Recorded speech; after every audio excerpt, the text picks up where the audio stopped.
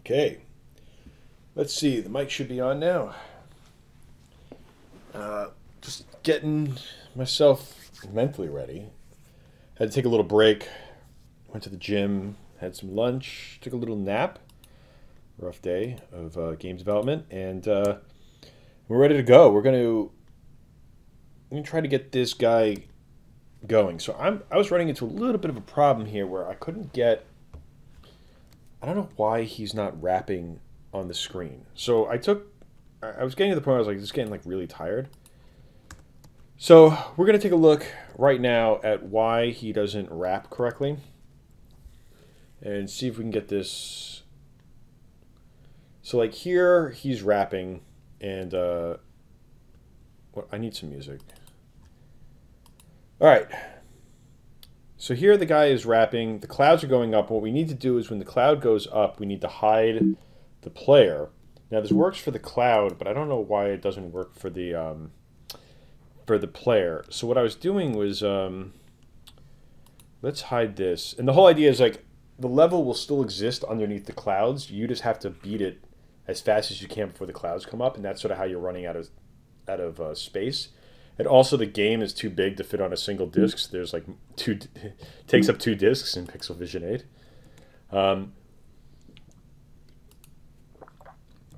So what I want to do is, let's start the Pomodoro timer. And, all right, we're going to try this again. I want to look at,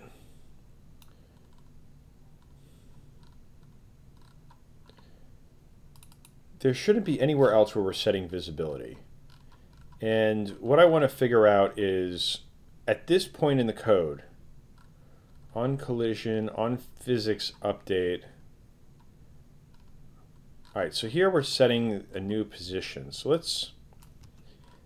I may have just been doing this in the wrong place.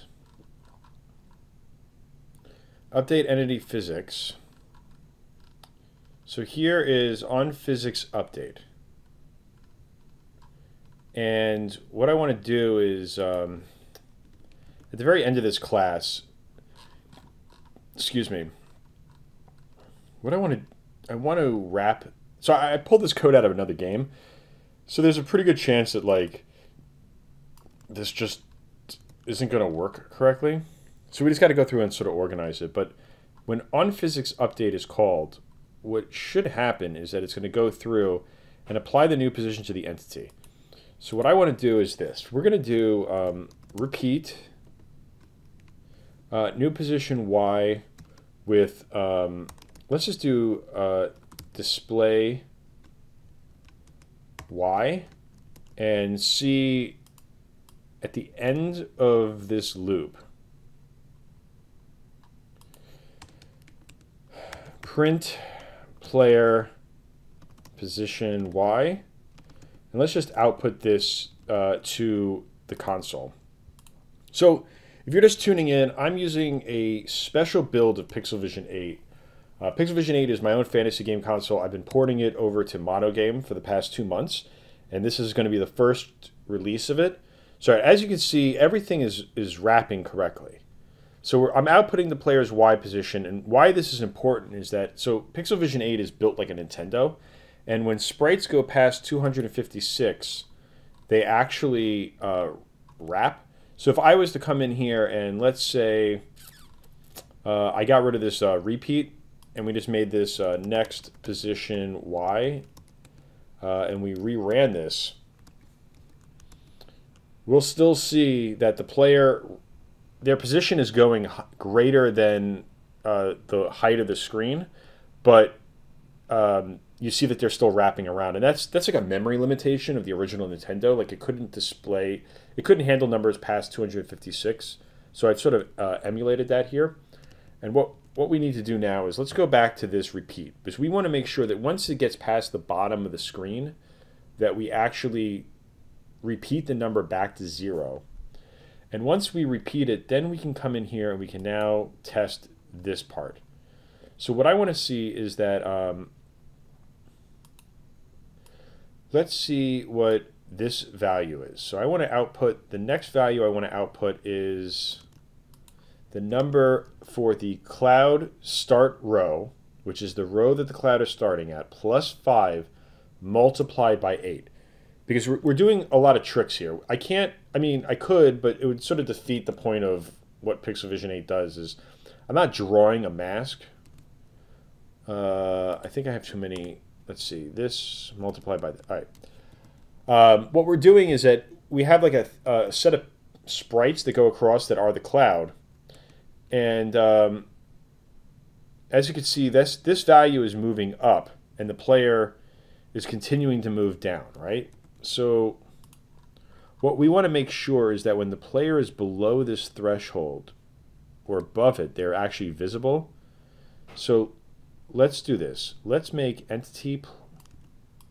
The entity player should be visible if the entity position y is greater than the value of this number. Now let's stop tracing it out, and what will happen is that once we set the visibility flag, the player will disappear. So it'll look like they're going to the clouds. And this is where I'm like totally lost. Like, why is like entity visible equals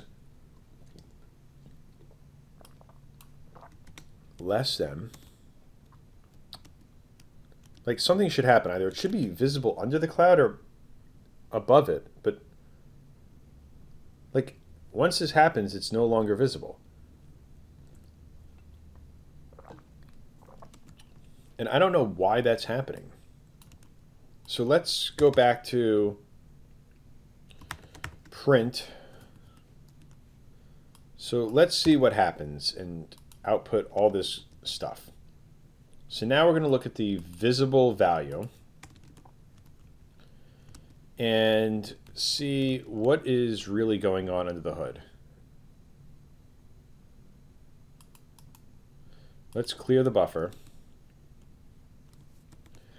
And what I think is actually happening is that the player goes below this area, and you see that they stop running. Now there was some old code in here that may have that I think was designed to make the player disappear.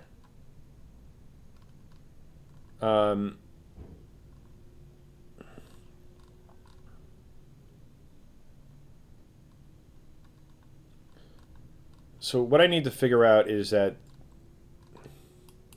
there's this property called remove.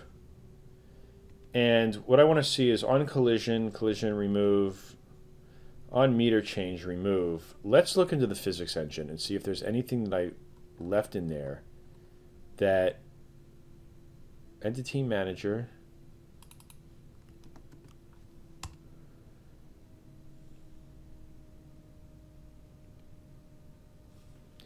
So here's this like remove entity thing, right? If entity visible equals false, let's get rid of this thing where it removes the entity altogether and just see if that fixes the problem.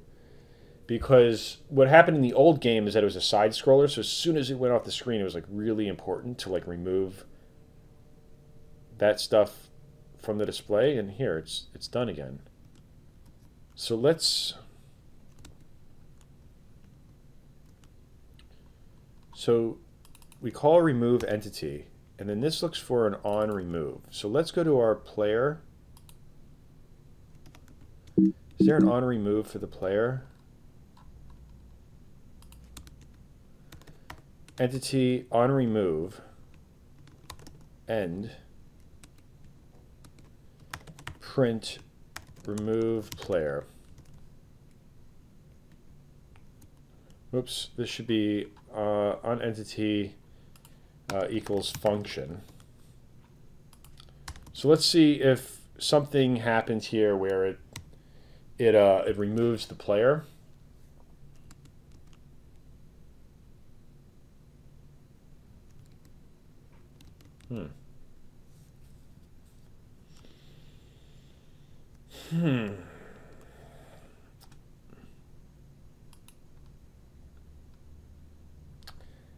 I'm a little bit stumped here. I don't know. What would be removing, why the player would stop updating on physics update?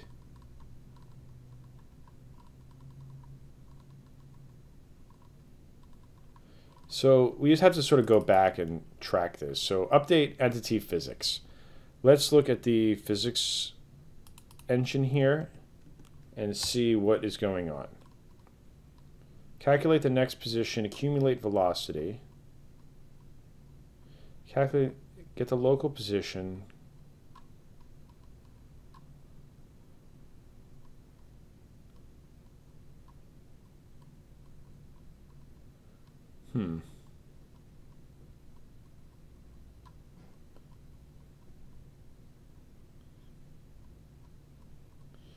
So like,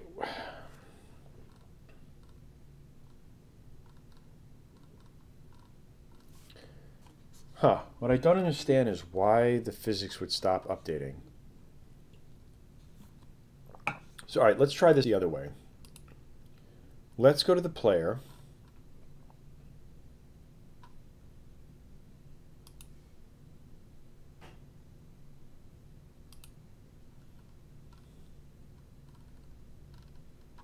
And outside of this physics thing, let's take a look at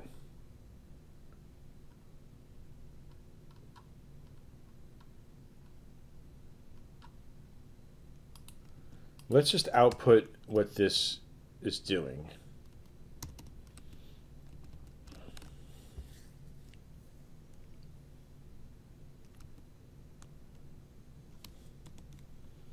Well, that didn't make any sense.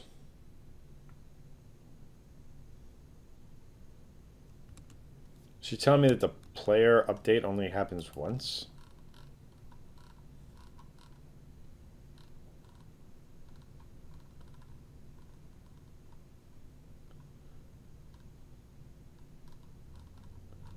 Well, that's not in the update. All right, so update to physics on update. Let's get rid of this meter change stuff.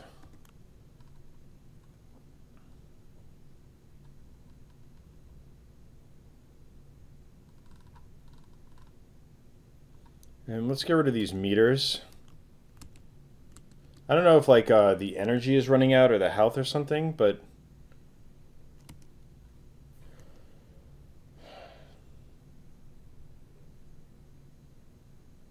entity layer 120.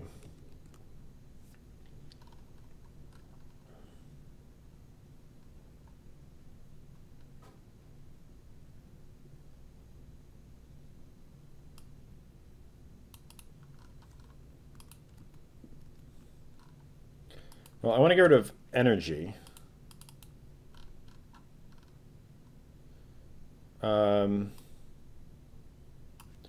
We don't need this.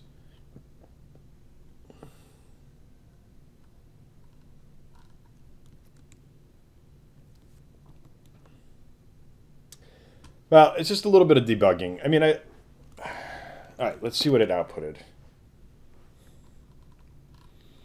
So it seems to be like when I change the visibility, it when I change the visibility to false, it stops updating. And it shouldn't stop updating. It should actually just stop. Here's the entity manager. All right, we're going to put this on. We want to make sure that we're not removing this guy. But what I also want to make sure is that spawn entity, update entity. So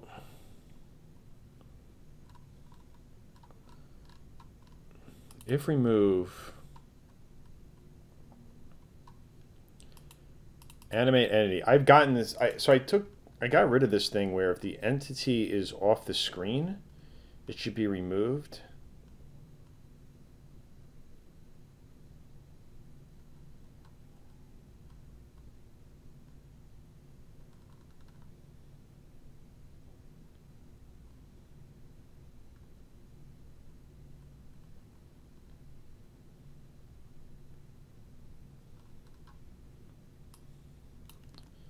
So I have a feeling that this needs to still be added to the active entities list. because there's a lot of like there's some stuff internally that goes through and tries to again, it was like really aggressive about removing stuff that's off screen. There we go. That was what it was. All right.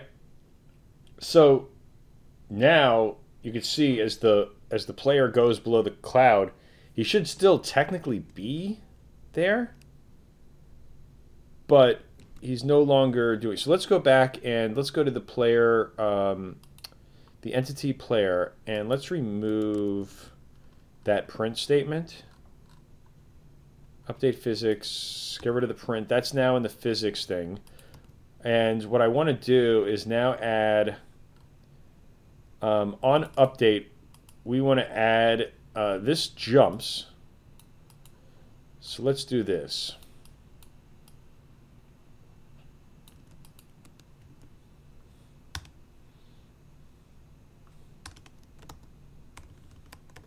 We're going to try to add moving left and right. So if button right, if button is right, input state down equals true, we're going to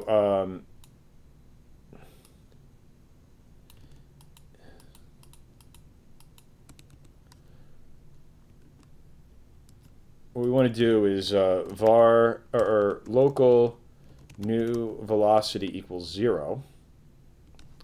And if we're going right, we're going to make the new velocity equal to else if, and then we'll just copy over this stuff. If buttons left, input state is down, we'll do left is -2. And then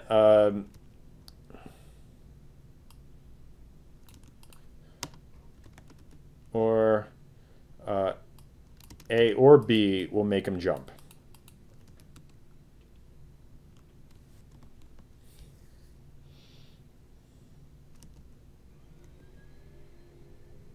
Let's see if this works. Oh, we didn't apply the velocity, so no, it's not going to work. So here we'll just do the velocity. So at the very end, well, at the very end it'll stay the same anyway. So we just do this. Why don't we just do it here and not waste time with an extra value, creating a new variable, else velocity equals 0. Sometimes I like overcomplicate things for no apparent reason. All right, so now if you hit A or B, it's going to jump. If you all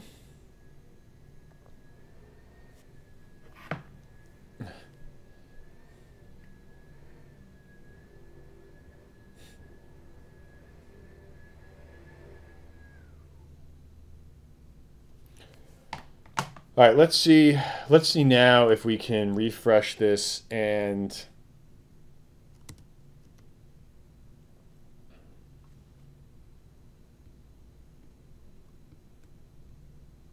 yeah, well, that wasn't intentional. Am I applying that velocity? Oh, I'm such an idiot. I took like a nap and I'm like stupid. I like woke up stupid. I was even debating taking a nap. Like usually I don't like try to adjust to West Coast time. There we go. All right, and then what? The other thing we need to do is code entities. There should be like, where's the entity? Let's get rid of the physics. We shouldn't touch the physics. That should work regardless. I'm pretty sure that the physics engine I wrote is pretty stable. What I want to do is flip H and go here to the player and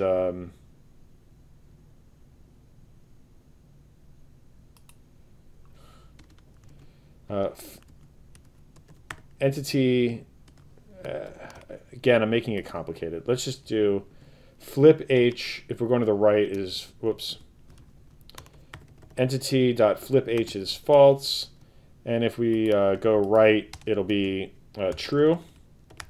And that will flip our guy. Also, I feel like he's moving a little fast. We'll give it a try. We'll play around with his speed and stuff.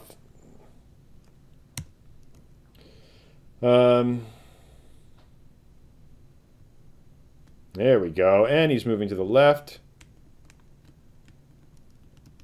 All right, so we can't jump because there's nothing to actually like jump on. But it looks like this is working. What I want to make sure is that he wraps correctly and nothing stupid happens. There we go.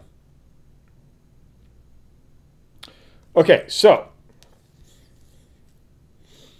feeling a little better about this now.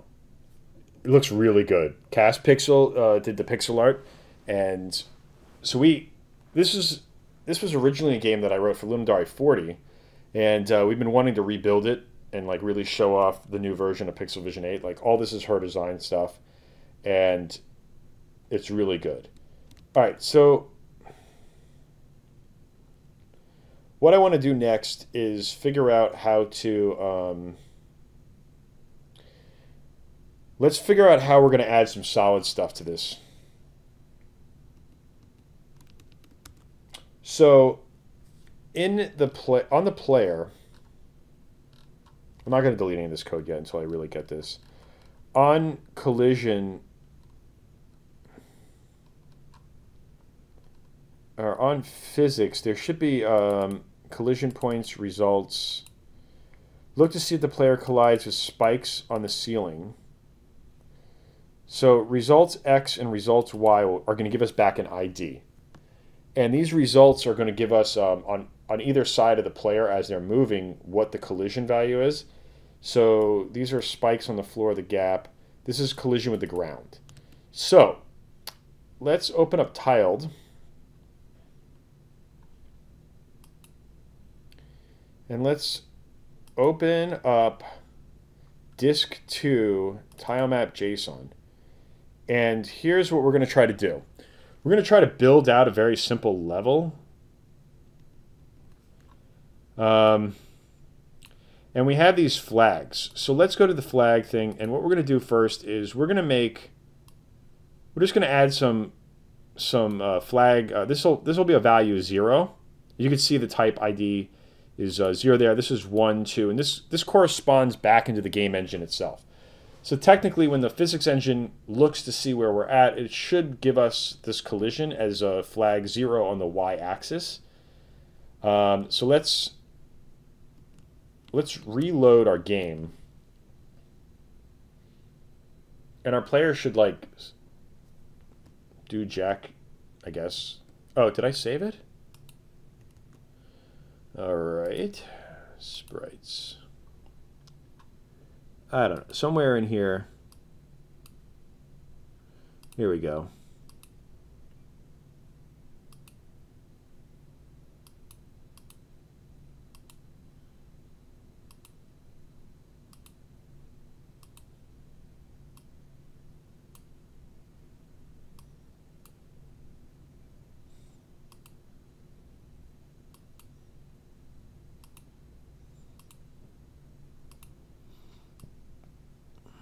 I don't know if this has something to do with...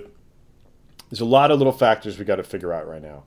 The most important is we got to figure out that we're actually at the right place on the map. Oh, look at how good that looks. Flags.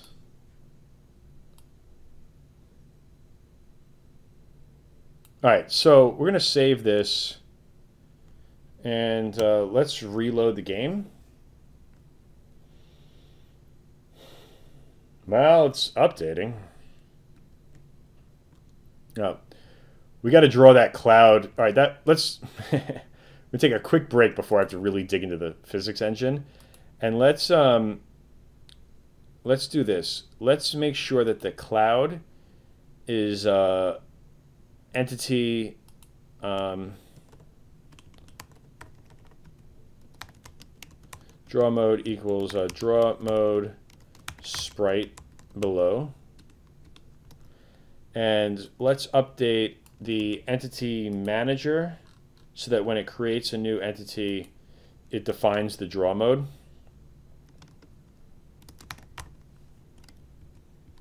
So sprite, so these are like different layers that you can render something to. So draw mode equals sprite, And here, draw mode will equal sprite below. Sprite below will render the sprite behind the background layer. And what we want to do is when we actually go to our draw loop, I don't know, where the hell is our... Is this the entity manager? Update entity, draw entities. We'll just look at the entity's own draw mode.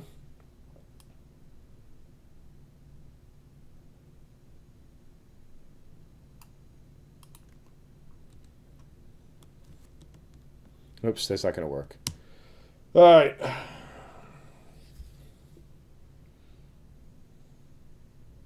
All right, so now you can see at least the cloud is behind the platform. Whoa.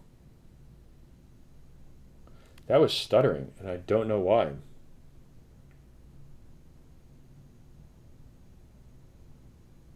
All right, something just hicked up, and I'm not really sure what it was. Okay, so now we got that rendering correctly. What we need to figure out now is... All right, let's do this. I want to stop the... This is disk 1. Let's close disk 1 and disk 2. Let's get to the game scene. And there should be a cloud layer speed. Let's set that to 0 so that the game doesn't end on us, and we can just keep refreshing right here.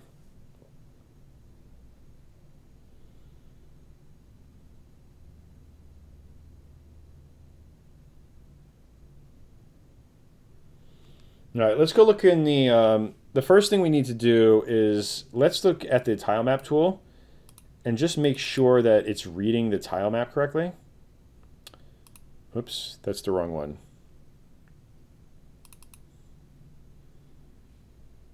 Wow, has it been 25 minutes already?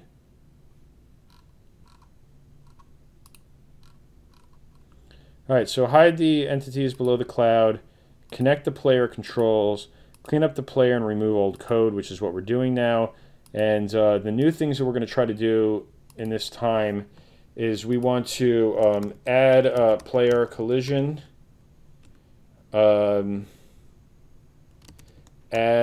enemies,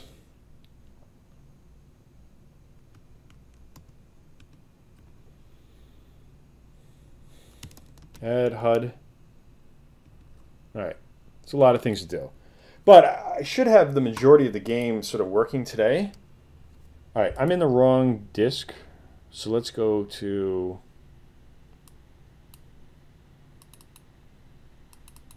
The fact that this game is like 2 disks makes me kind of happy. It's a little more complicated than I wanted to do. My big goal for the day is once I get all this working... So there we go, that's flag 0. So what I think is happening is this. I think the player is... I think the player's Y position is getting messed up because of the wrapping, and it's not correctly looking. So let's try a little test. Let's go back into our player. And let's remove this and just make it, say, entity player Y. Or we'll just do next position Y. Right? Oh, I don't know why I did that.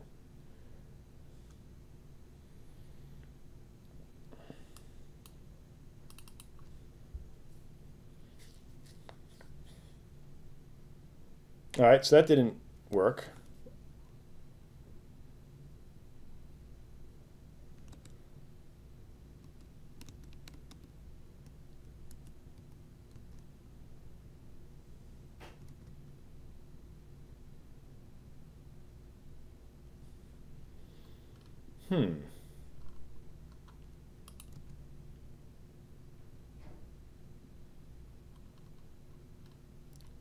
All right, let's get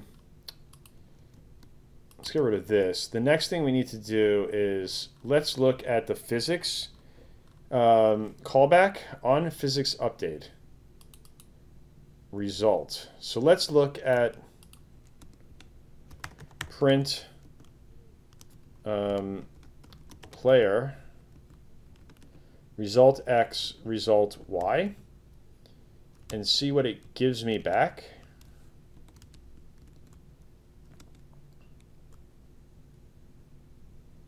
All negative ones, huh? The real question is it even in the right place? Because my feeling is that next position X, next position Y, is that it's actually looking in the wrong place. It's looking on the first screen, and we've shifted the screen over, and we need to take, that the physics engine needs to take into account. Yeah, see, it's only at 100. That needs to, okay, so the physics engine is not accurate right now. So let's do this. Let's go into on physics update. We got to go back into the physics engine. Physics. Let's call this. So when this gets calculated, what we need to do is take into account the when we look at the entities, calculate the next position. Next position. Accumulate gravity, blah, blah, blah. All right, entity, collision points, entity vector, collision top, bottom, middle, top, flag value. Sorry, here it is right here. What we're looking for is we got to take into account this grid position X actually needs to offset by the, so let's do this. Up here at the top of the screen, what we're going to do is local offset equals new vector, and we're going to do the well, we can do it like this. It'll basically be scroll position is the offset. And what we want to do is whenever we test the flag, so right here we're looking for flag, repeat, grid position X.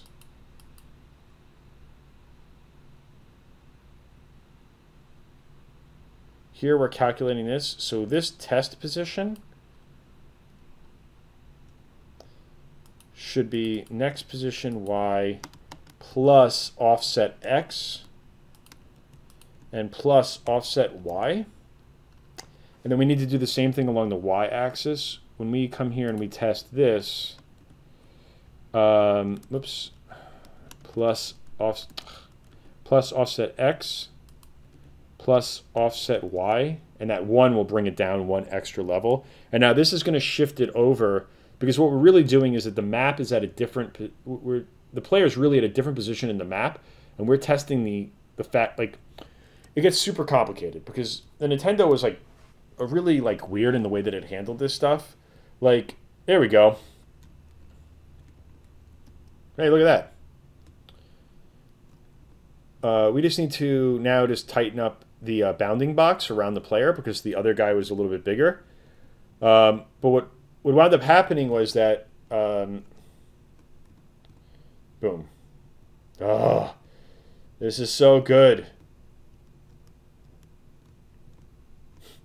All right, so now what we need to do is go into our player and fix the rect around the player. So configure collision. So the player's collision is actually, let me see here, configure, so there's a collision manager, collision. So when we do this, it's the width, height, offset X, offset Y. So the width and the height of our guy, if we were to look at him here, I just got to find, whoops, yeah, don't save this. We'll deal with it later. I think we can do everything now just in the tile map editor. Splash. We don't need this. Color mockup. Our guy is pretty much 16 by 16. He's actually like exactly that. So we don't even need any of this offset stuff. So when we create the player, we're going to do 16 by 16, 0, 0. And now if we reload this, All right, so what we can do is to make him stand above that area, we can make the Y2, and that should give him a little bit more height. There we go.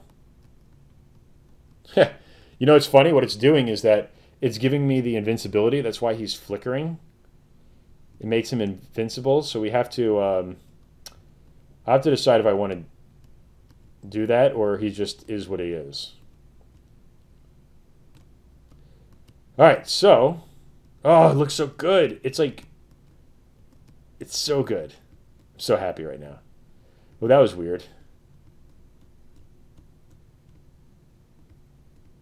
All right, so we're going to have to make sure that if the player is falling, that we're not looking for the... I don't know. We'll have to figure that out. That's a good bug. I'm going to hop under the wall there. All right, well, originally the physics engine wasn't really designed for this, but now we're good to go. I feel like there's like a little bit of blue. I feel like there's like a missing color in him when he moves. When he jumps up,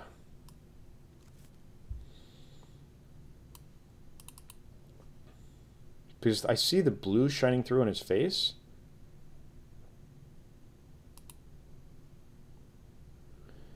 And the real question is, like, how the hell do you find that sprite in this mess?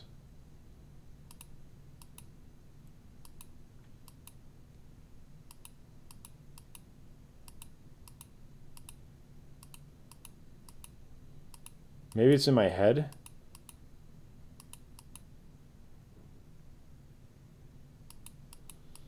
I'm not seeing anything bleeding through.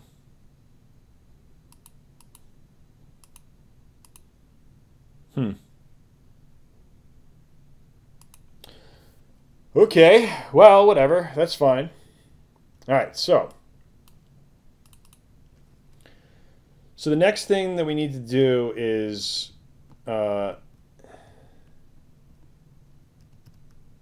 let's how do I want to do this? I can either add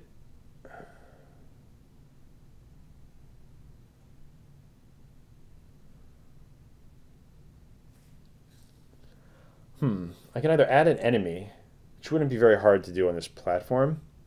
I can either add an enemy or let's see if we can try to figure out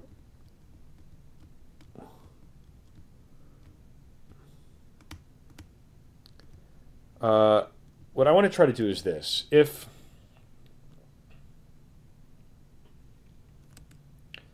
I feel like there was like a print in here somewhere that I'm still running. Let's see, where else was the print? Is it still outputting anything?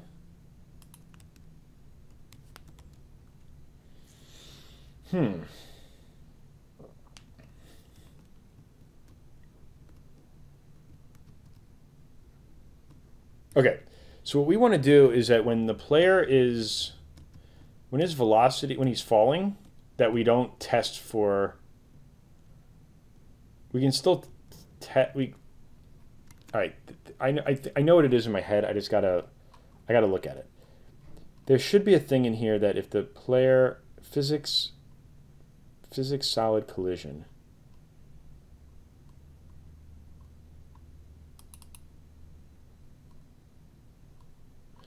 Test for collision on the ground.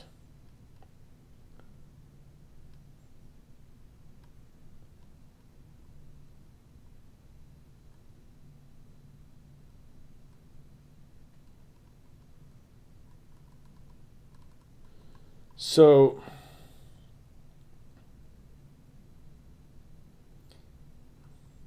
all right, we can get rid of, let's do this right now. I want to get rid of all this stuff. And now what we need to figure out is, I swore I'd fix this. Physics solid collision.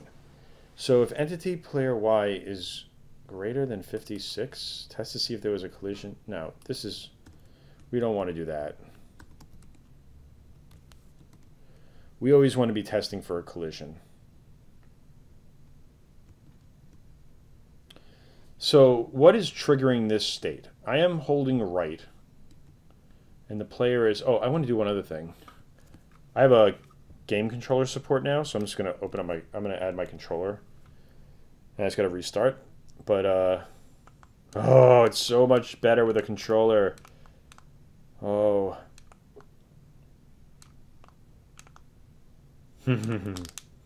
So good. All right, so.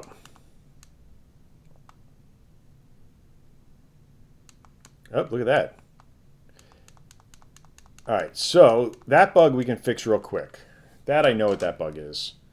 That bug is when we repeat the X and Y value, we need to do this.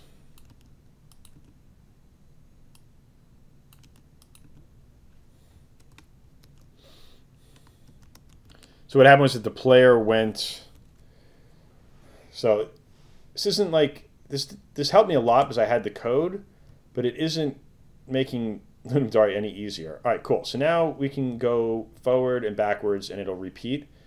And the player just seems to go back to, excuse me, the player is now looking at the right position. So now we need to do this. So we need to figure out what is causing that.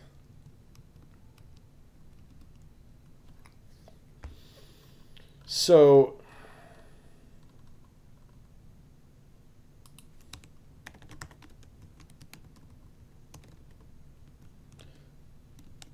let's do this. Collision.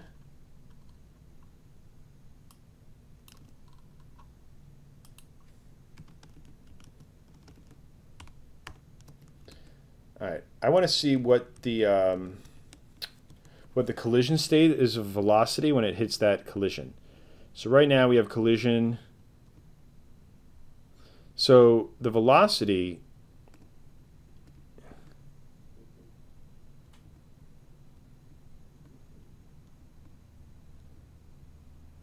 collision 1. I think what I need to do is I feel like I added some stuff in here that was there are specific collision points. Physics solid collision points.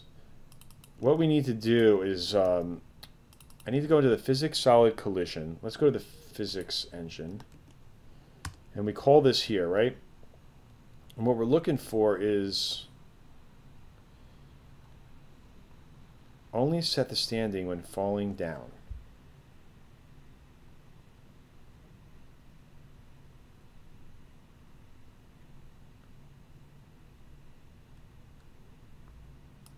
If bottom middle,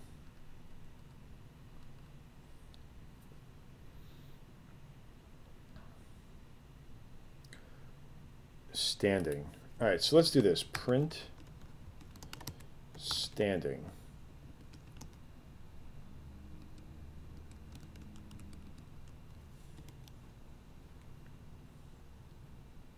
I just want to see if it thinks it's standing right here. I can't tell now.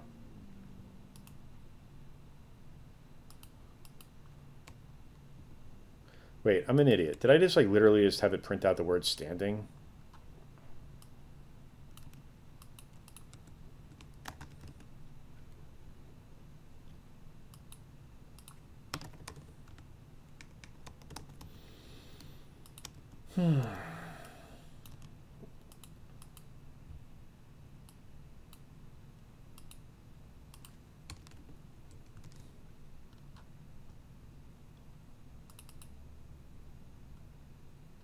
So what we need to do is we need to look at these collision points a lot more accurately. There's points all around the player that define this. I want to make sure that this is being triggered. So let's do this. Let's get this to the point where we are right here. Because now if we clear this, let's see if we can catch it. All right, so it's still standing, right? Let's do this. Clear buffer. It's still standing. And what we need to make sure is that before we literally say that this is standing, we need to make sure that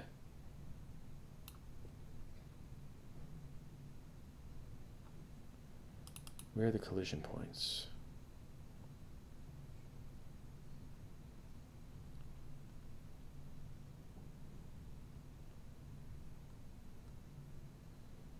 Resulting flag is Y. What calculates this result, flag Y?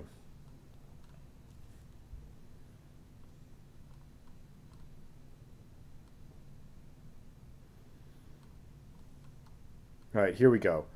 What we want to test is that if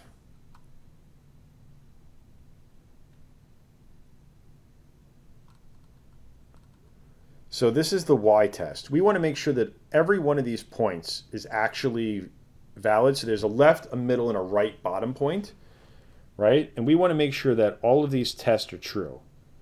Flag.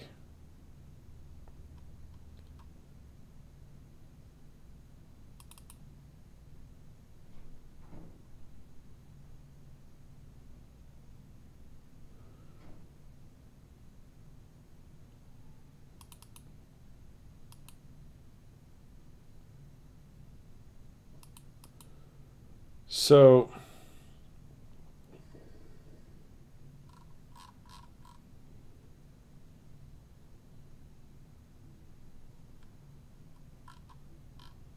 let me see, where's the player for a second? Isn't there like a debug that I have on the player? Physics.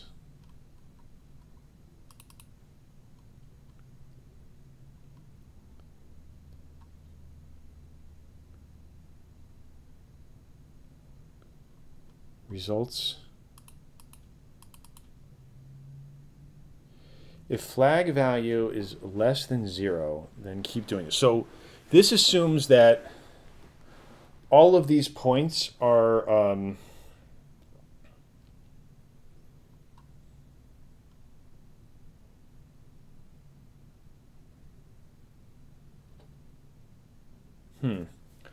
How can I make this more accurate? Oh, I know what I need to do. Basically what I need to do is that if the left is valid and the middle is on a platform, like it's basically what we need to do is just test the middle. So let's see if we just test for middle position right now on the y-axis, if that fixes this.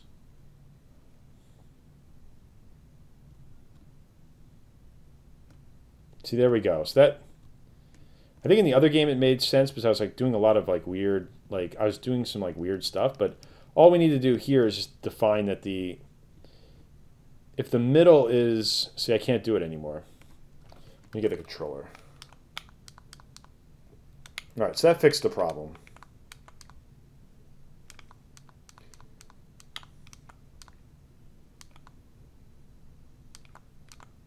There's like a lot of different ways that we can do this collision detection stuff, but right now, since this sprite is small enough and the physics are pretty simple, we're going to just keep it. What I'd like to figure out is how can we on the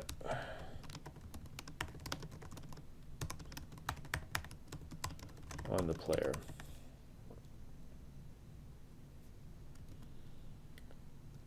On the entities somehow. What should really happen is that the physics engine should just go through and calculate all the collision points and give you like values for all of them. And then you should be able to decide on the player whether it's accurate or not, or like what qualifies. Because like right now, I mean, since the player is smaller, it doesn't really matter. So we'll see now when he gets to the edge. Like, so what you could, like, what I was trying to capture is this idea that you could still be on the ledge once you're past the middle point, but he's so small that it doesn't really matter. So, like, in this case, like, the way we, I just did it.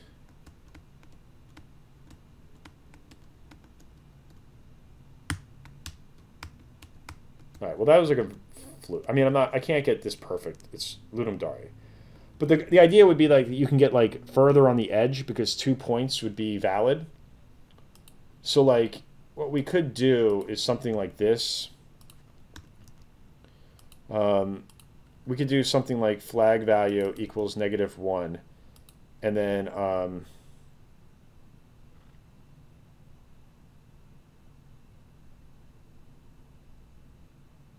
well, it's hard. I'm like boiling this down into, well, you know what we could do?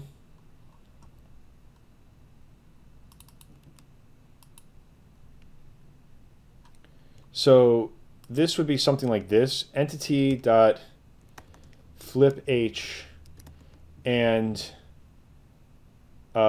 true or r.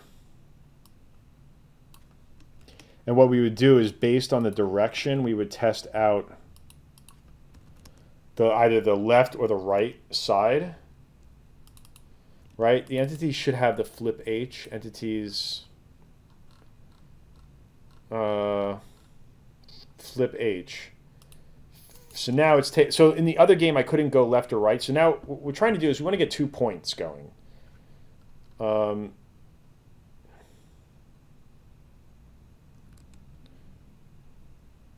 that if either of these 2 points, but only the points in the direction that we're facing are valid, we should be able to get like literally right up to the edge.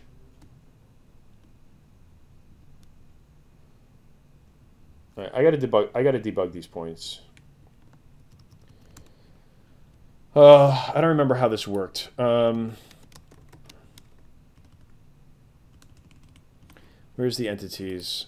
Find debug. Do I really not have a debug physics?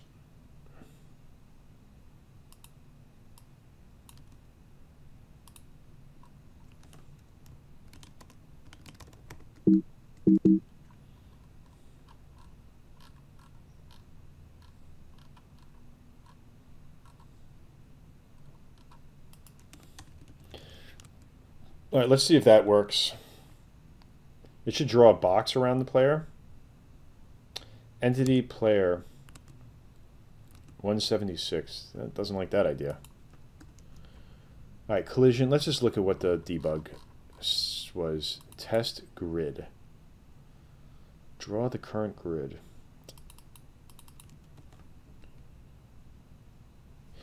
If debug. I think debug is just this global entities update. And let's just see if I can set.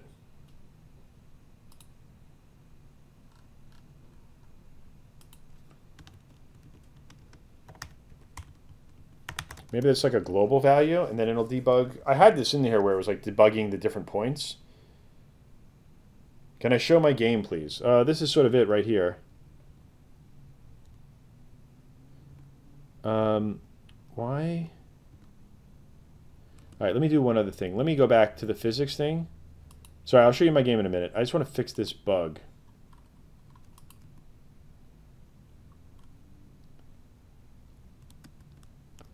So that's the middle.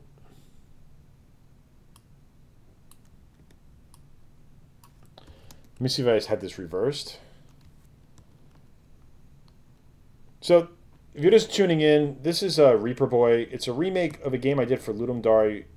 There we go. That's what I was looking for. All right, perfect. All right, so now what it's doing is, I'll go back to what I was explaining. So now what it's doing is it's testing the middle position and the back left position, or in this case, the back right position if he's facing this way to get you closer to that edge. And what we could do is, on the player, we can make his collision area a little bit better. Like we can just make it a little thinner. So here, if we made this like 2 and made it 14, this will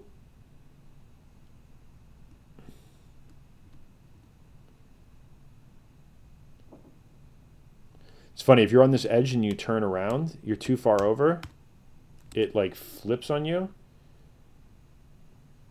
So let's make this 4. I just want to get this collision stuff going, and then, I mean, long story short, this is what I have of the game right now.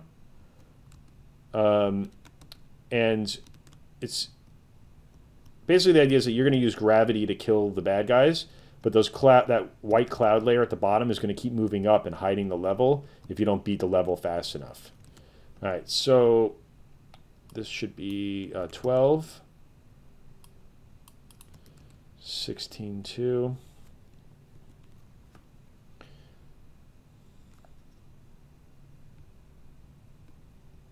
All right.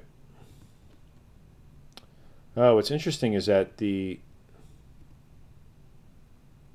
box doesn't flip with him. All right. We're just not going to have this be very accurate. Let's just make this, we'll make this 14, -2, and we'll try to just get it centered inside of him. I think what I was doing is pushing it out. Nope. Let's just set this to 0.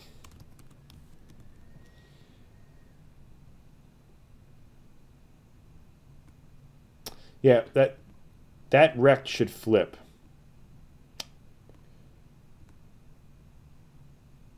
Because that's what's happening. Once you... So that rect should cover his back and then his front. It's like the little edge you can see on the left-hand side. So you see how like the pink is all the way to his face on the right-hand side? When you flip around, this should rotate over. So let me look in the physics engine real quick and just understand that. Why that's...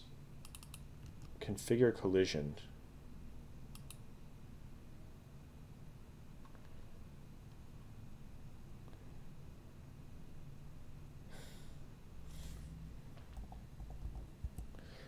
And all right, we'll deal with that later. That's a little bit of a... We should just file that as a bug. There's a... Need to flip the collision box when the player flips horizontally. Can't spell.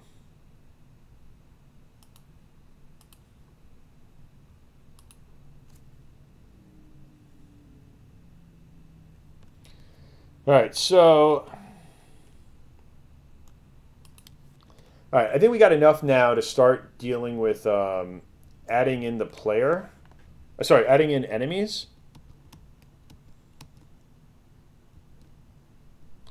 We'll leave the debug stuff on. It's funny that the cloud has its own collision area. That shouldn't... Well, I guess everything has a collision area the way that it's created.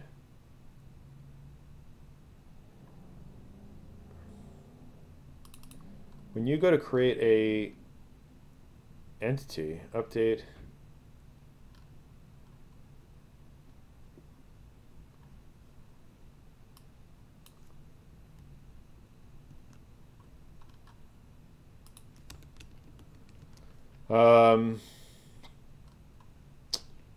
where's the entity manager? When we create when we spawn an entity, does it get erect?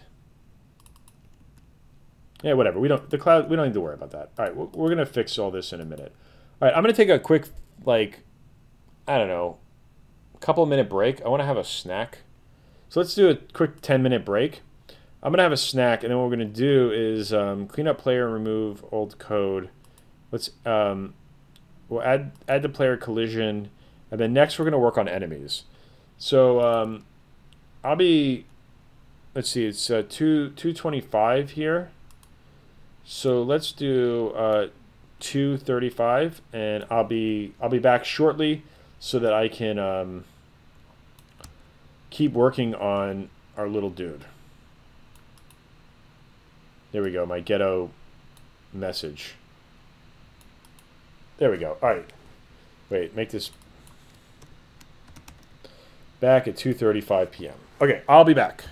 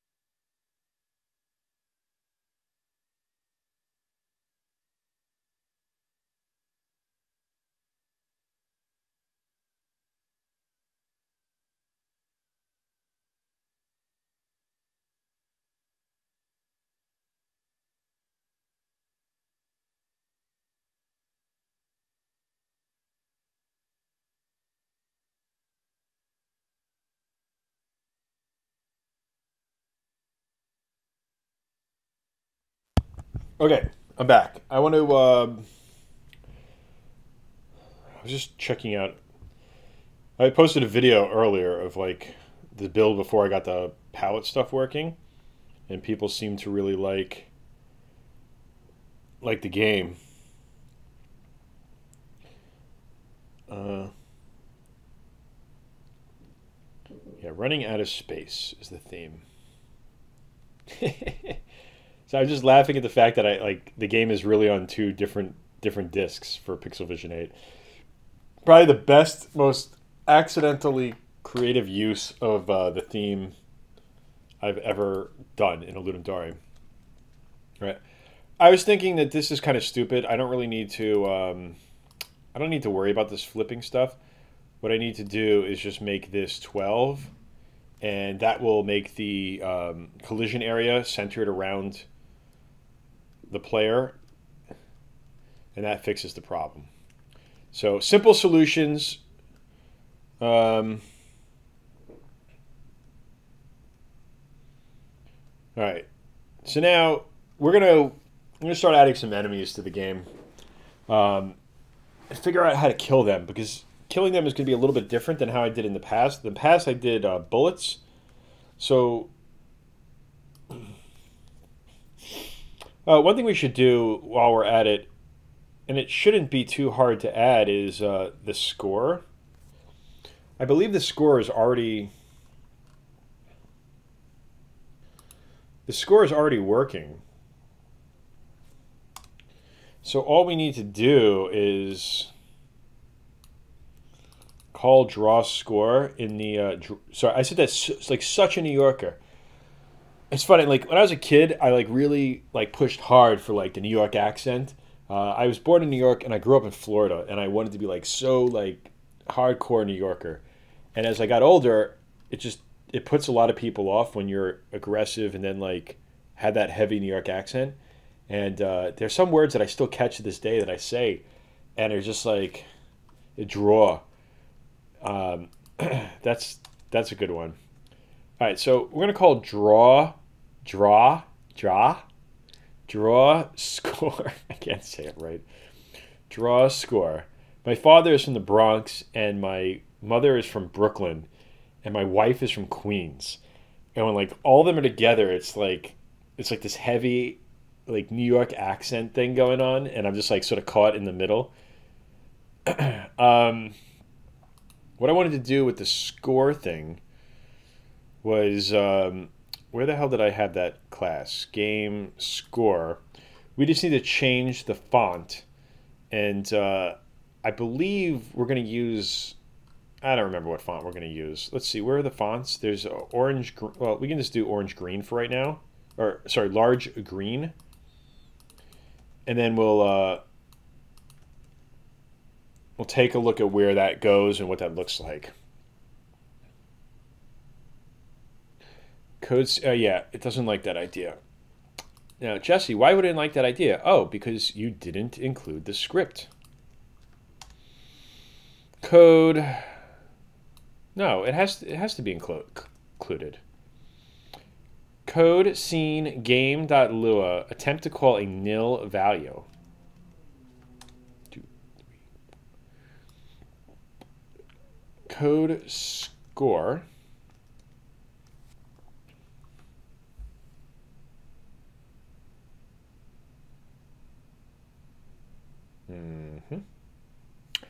Where the hell is it drawing that score?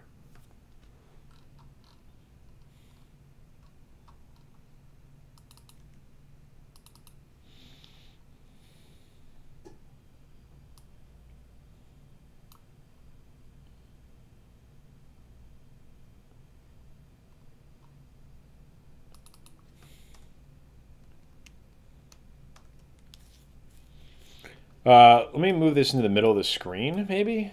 150.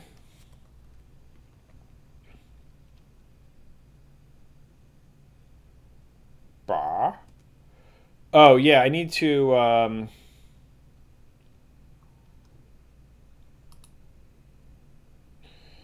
scroll position equals scroll position X, Y. That should fix that.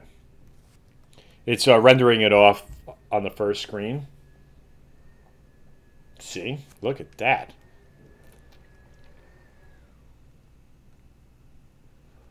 It's tiny.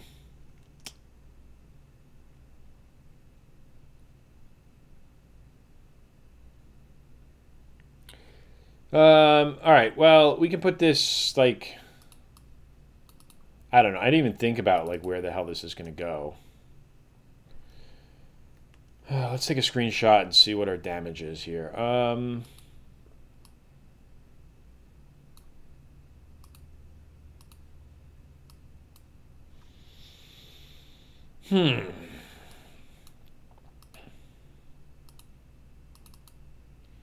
was hoping this would be like some low-hanging fruit thing.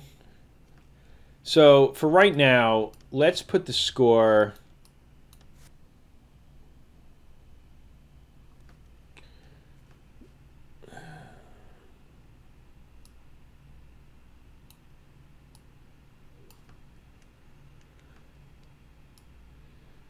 Let's put the score like here for right now, and then we'll deal with that later.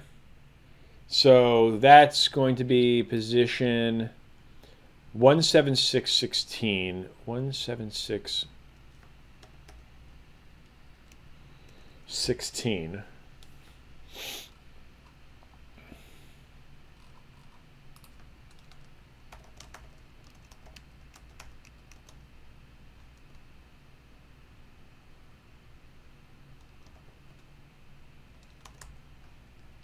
I just realized I don't have a way of exposing this. So position X equals X, position Y equals Y.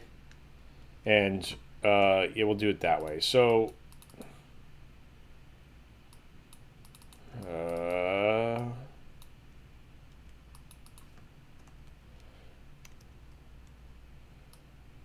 so let's save that here, and in our game, when we reset our game,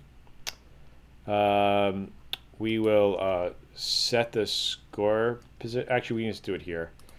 We'll set the score position, because each place is going to have this score in a different area. All right, so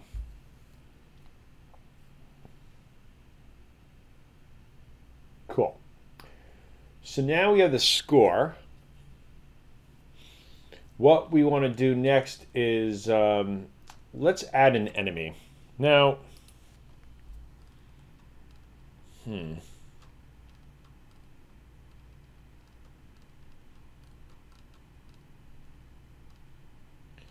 we don't need to worry about turrets and like stationary stuff, so I'm just going to get rid of this stuff, but it's like too much code in here to hidden turret. We don't need the hidden turret stuff. All right, so we can get rid of this. I like this idea of these configure these guys that jump. One thing I'm missing though is hey,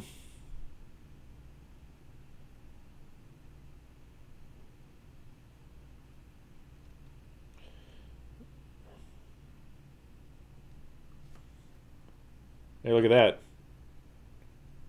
Good call, Alazi.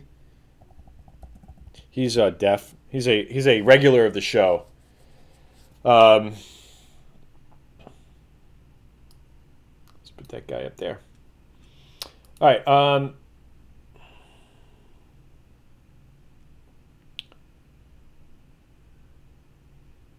So I'm just trying to think. Like, let's look at our comp real quick and just see.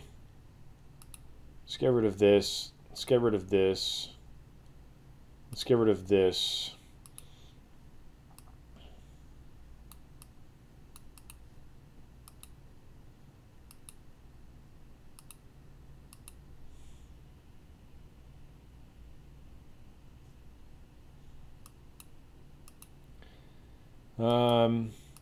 Crap. Open recent. Which one of these is the mock-up to? There we go. All right, let's look at these enemies and just figure out what the hell we're doing here. So this guy who jumps, we're gonna have to. We don't want him to like really jump off the ledge. Although it would be kind of interesting if he jumped off the ledge. He would have some momentum. All right, we're gonna start with the first enemy, which is just this little penguin dude. And one thing that I did that I probably shouldn't have done is let's go into entity enemies and let's pull out the snake. And we'll just save this guy. All right, so we have Cloud A, Cloud B. We're going to create a new entity, and we're going to call him Enemy A. And Enemy A has a couple of frames of animation, if I remember correctly. If we look here, Enemy A has 4 frames of animation.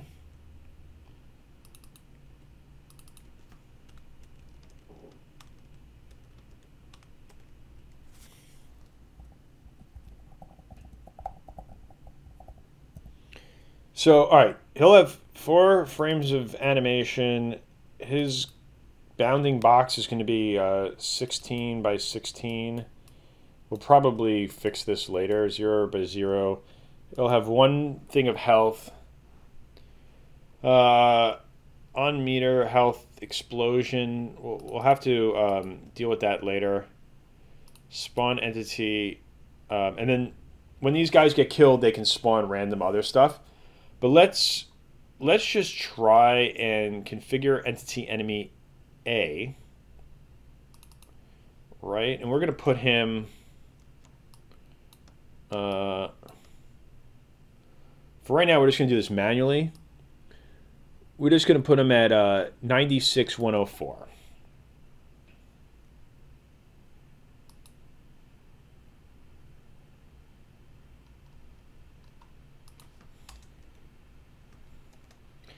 $96,104. But what we actually need to do is we need to call it this way. Spawn entity enemy A.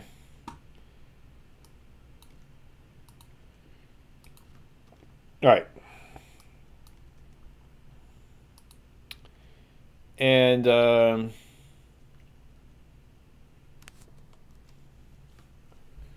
let's just see what happens. Nothing, apparently.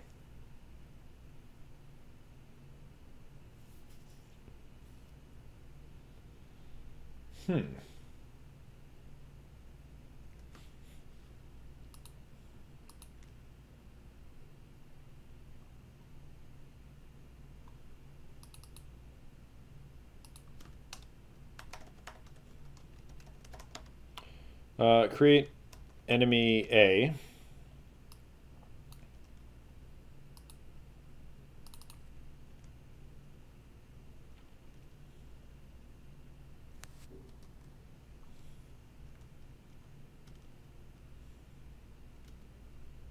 Oh, the player still thinks he's standing. I knew I had that somewhere. Where's the physics? I don't, this song is like so stupid, but I seem to like it. I don't know why. It's called Genghis Khan. Just making fun of my own, like the hipster music I listen to these days. I don't know why I even listen to it, but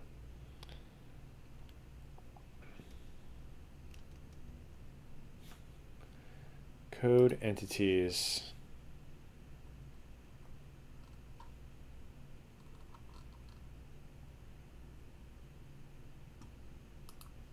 My mouse is not working. What the hell's going on with my mouse?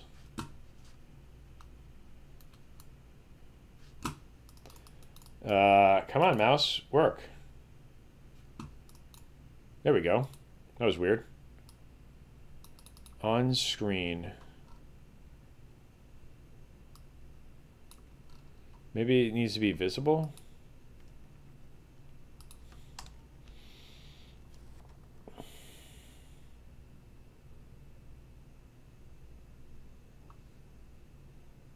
Yep, there he is. Hey, buddy. Where'd you come from? You can see his rect moving. So what's happening is that he is he's not wrapping correctly. So he's coming all the way from the first screen on the left-hand side until he gets over to the right. So watch, he'll come back around there. And now he's going that way. Wrong position, wrong direction, just wrong everything. But he looks good.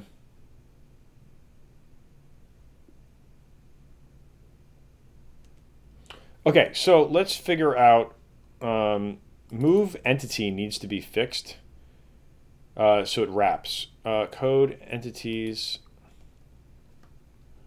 whoops.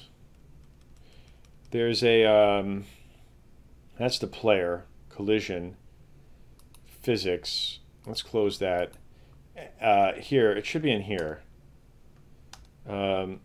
Move entity. What we want to do is on the entity, after we call move entity, we want to set the entity dot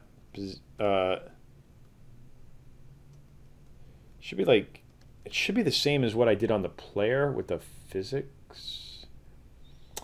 Where's the player?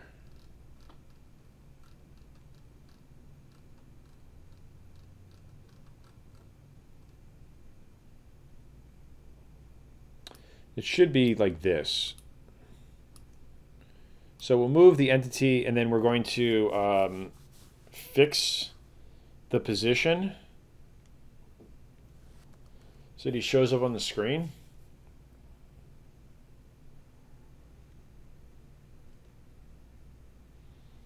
Didn't like that idea.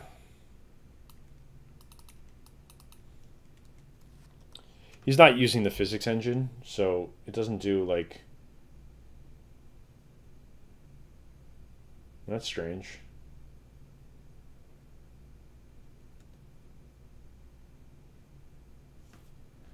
I have a feeling this move entities thing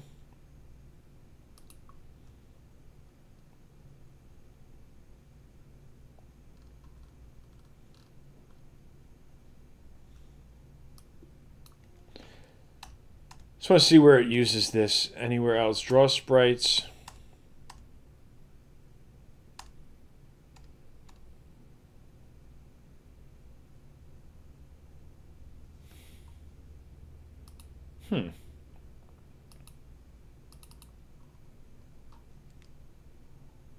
I don't know. There's something stupid that I'm doing, and I'm catching myself, and I'm like, in my head, I'm telling myself to stop doing it, which is, I'm trying to make the code reusable for another project, and this is not the time to be doing that. So here's what we're going to do. We're going to copy this. We're going to create this. We're going to go into this move entity thing, and down here,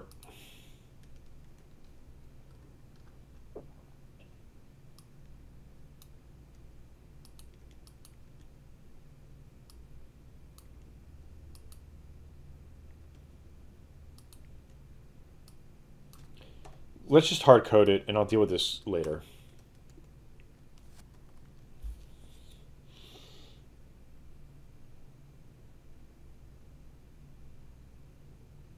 No, it's in the same thing. I wonder what's going on there. Why he is not visible.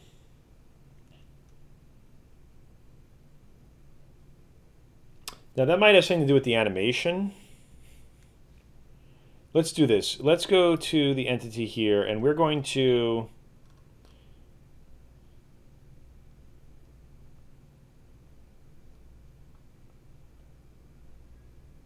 Oh, here's why.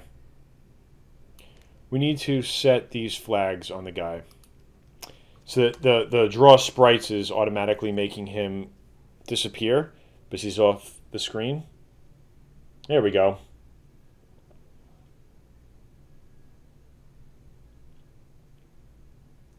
So wait, let me go back into here and let's remove this repeat. Because this guy's never really going to get off the screen.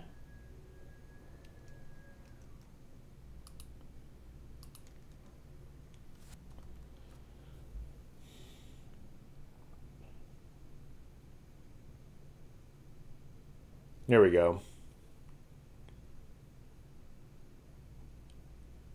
No, it's in the right position now. What you got to understand is the background is independent of the sprites. Sprites run and wrap, and he's in the right position. He's just his X and Y position is going to be like really high. But what I want to do now is, as he walks, I want to test whether in front of him he is. Are you saying in the wrong position because he's like walking through the platform?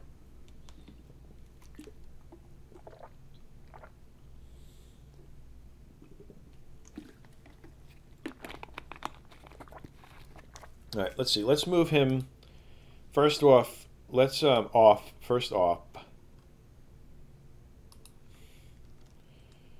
104 minus 8 would be 96. Can't do math.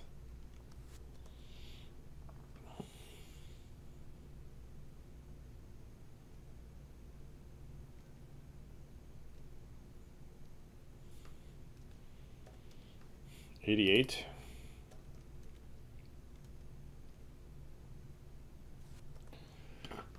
Excuse me.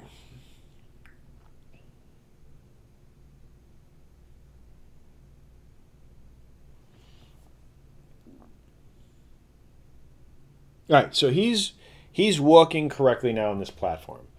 What we need to do now is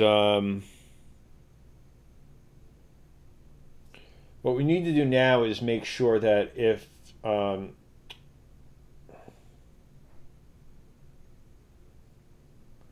I don't know, maybe we should add him to the physics engine. If I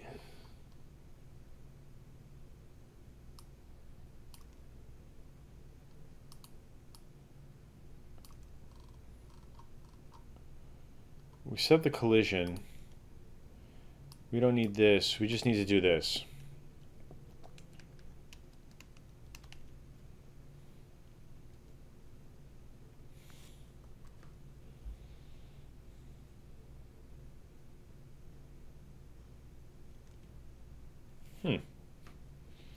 All right, configure physics entity.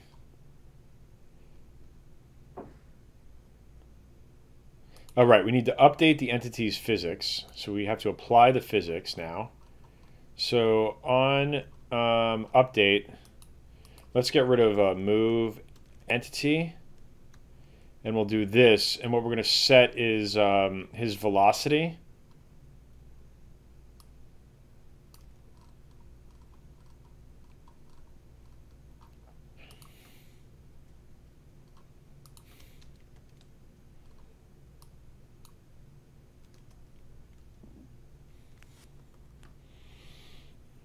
Well, let's see here.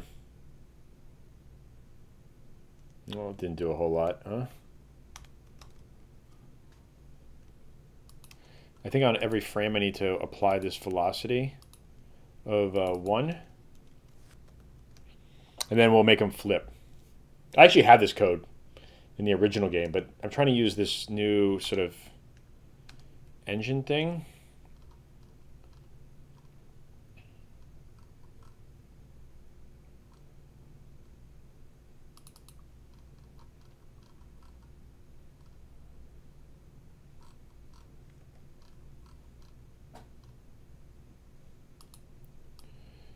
Entity physics on.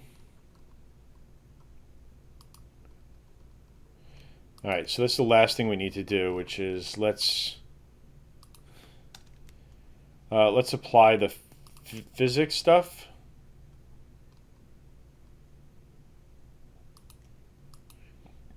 So there's no notion of a fall or a jump, but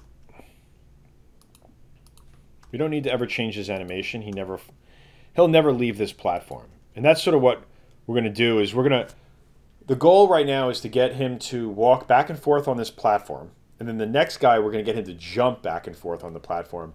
And what we need to do is before he jumps, he needs to just look ahead to see if there's enough room for him to jump before he does the full jump. All right. I wish Pomodoro To-Do would like stop, add enemies.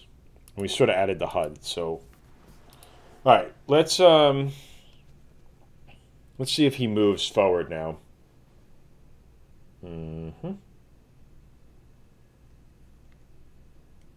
The hell's going on here?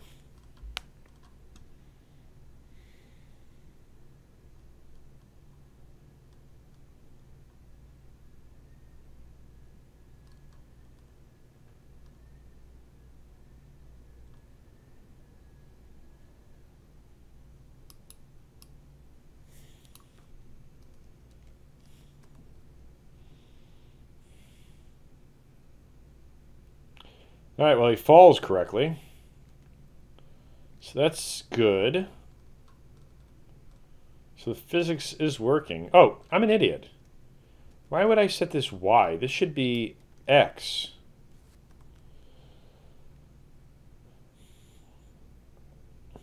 There we go. Boom.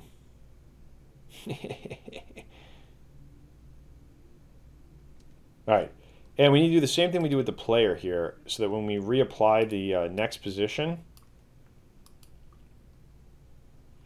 so on this right here, when we apply this, we repeat him. But he isn't going to do that anyways, because he's never, like I said, he's never really going to get off this platform. We're going to fix that. Hey, look, he's actually hitting, the player is flickering because his life is being taken away. I think eventually it'll actually kill the player. I mean, what is the game engine? The game engine is called Pixel Vision 8. This is a fantasy game console that I've been building for a long time now. This is a new build. Elise will evangelize for me while I work on my game. It's sort of like Pico 8. But this is a new build of it where I've rebuilt the whole thing in monogame from Unity. So it's wrote on the screen. Elise is deaf, so you have to type to him if you want to talk to him. All right. So all right, let's get this guy to now look ahead and make sure that it shouldn't be too difficult. What we want to do is, this is going to be 1 multiplied by, well, it would just be something like this. So entity dot flip h is true. It would be -1 or 1, right? So let's create 2 of these dudes. 96, 130, and set him to true, which will flip him the other way. And we should have 2 of these guys walking in the in different directions. There we go. It's like too much cuteness. My brain is like overloaded. I was like, this really wasn't what I was expecting Cast Pixel to come up with when we made the game called Reaper Boy, but it works. She was going for like Bubble Bubble or Double Bubble or whatever that game is called, and it's very Japanese and very cutesy, and it works. I like it a lot. I mean, I love her art, so beggars can't be choosers. The other one's like a lot darker, but it's like a Game Boy version. All right, so what we need to do now is we're going to do something like this. We're going to test.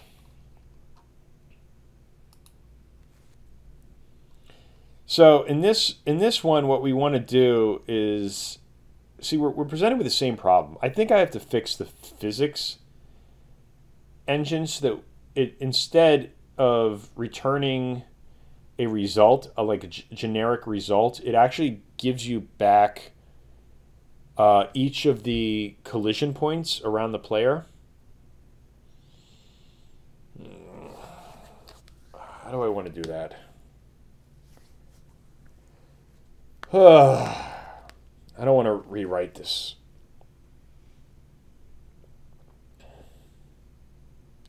Well, maybe it's already here.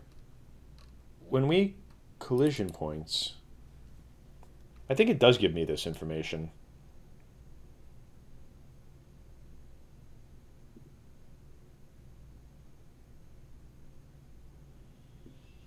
How does the physics... I can't remember. I wrote this code so long ago.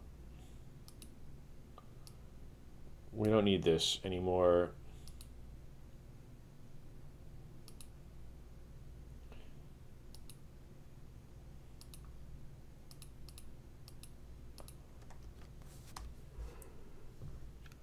All right, so these are each of the collision points.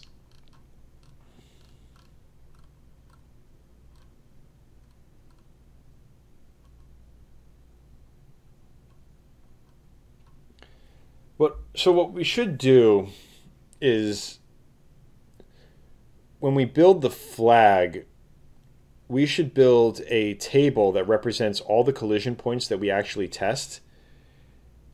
And from there, you can see what the value is instead of this one generic flag that comes back. Because it's not,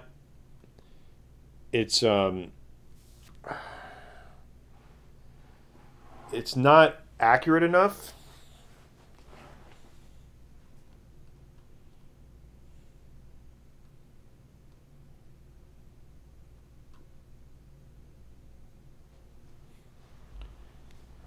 So we could leave this where it's a generic flag thing.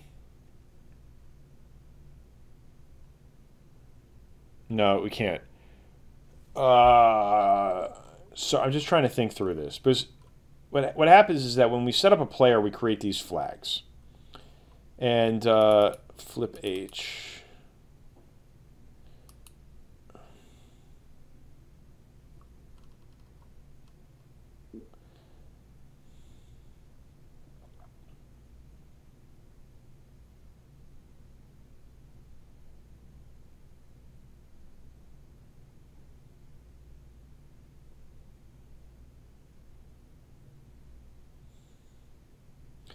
Trying to think through like what I did to make this all work.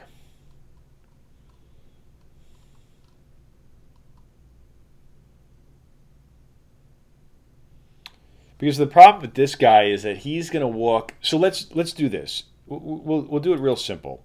We'll just vet this idea out, and then we'll try to clean it up. The idea that we're going to look for is something like this. If result y equals 0 or result y equals this, what we're going to do is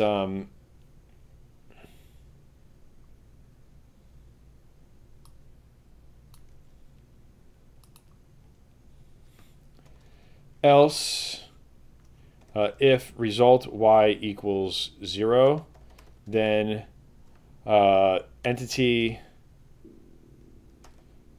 flip H equals the inverse of entity flip H. I believe that's how you do that in Lua. What we're looking for is the moment he's about to fall off, instead of falling off, unexpected symbol near blank, because it doesn't. I don't think you can do that. Oh, hold on. Lua, it's such a stupid language.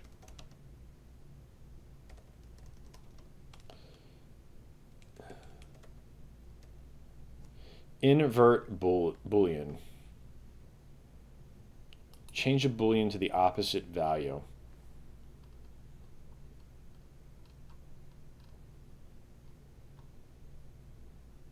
Not. Why would I ever in my right mind think that I'd have to write the word not in front of it? Whatever.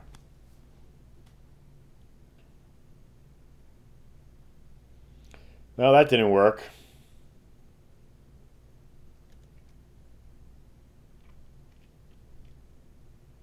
Oh. Because this should be -1. The trick is to see if we can get it to happen before it... Yeah, that's what I was afraid of. So if I went into the physics engine and let's say we undid all of this, right? Like we did this, we do this, and we put L here, which gives us the full base of the player, of this guy.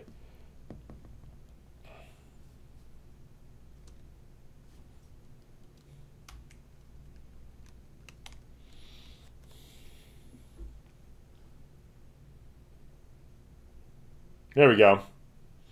So we get him to work, but then our player gets stuck on the ledge.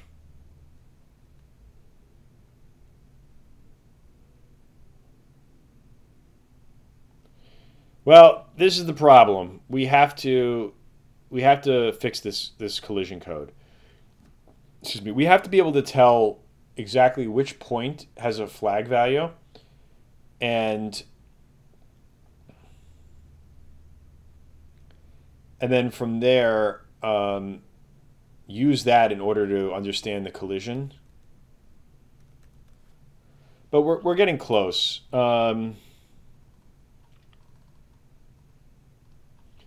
This is enemy A. He's going to be 2. Y. That'll push him up, just like we did with the player.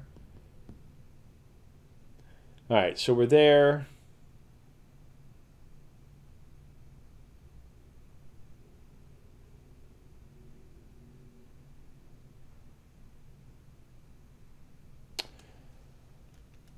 All right, what I want to do before I screw all of this up is it's not a major refactoring, but it's going to definitely... Let's just compress games for a second here and throw this in there. Kind of curious. If I compress, how big is this disk? 519K. As long as these disks are under 800K, we're good to go. Each folder, like technically, is sort of like a disk in Pixel Vision 8. All right, so let's see. We can get rid of the texture packer. We're done with that.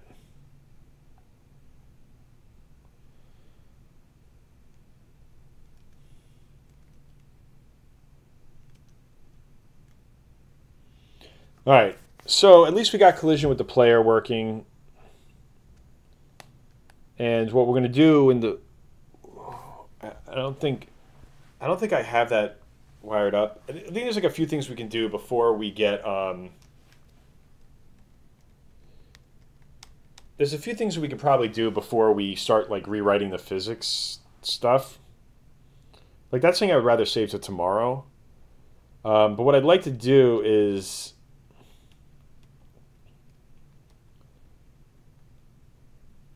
understand how we can collide with these guys. So let me look at the player entity. Because I can't remember if I took out the collision stuff.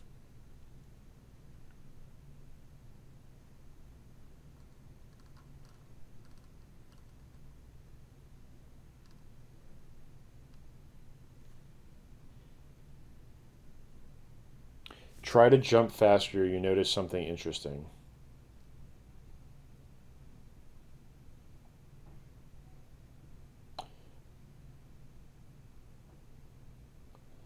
It's the blue in his eyes. Something is... Oh, no, that's the inverting of the color. All right. I need to get rid of... I got to get rid of the... Well, let's do a few things here real quick. First off...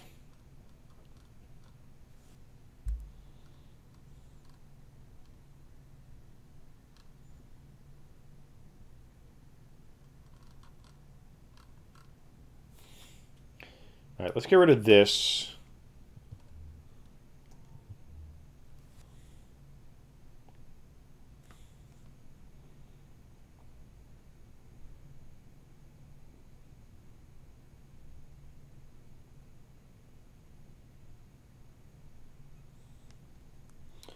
What I want to do is on meter value. Okay, so I took all this stuff out.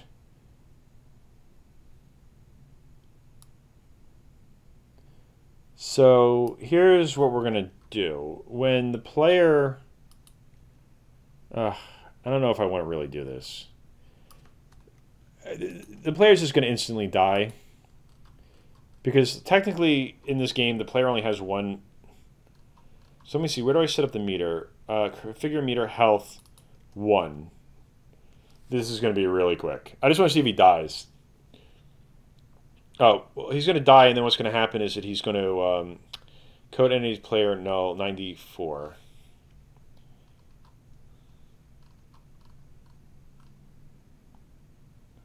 Yeah, let's do here.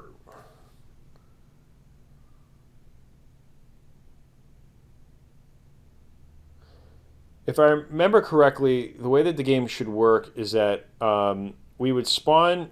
We're going to spawn a tombstone, which we need to make.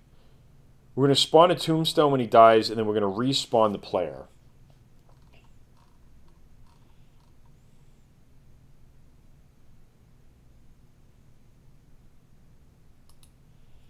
So what we want to do is this. We're going to create a method that we can call.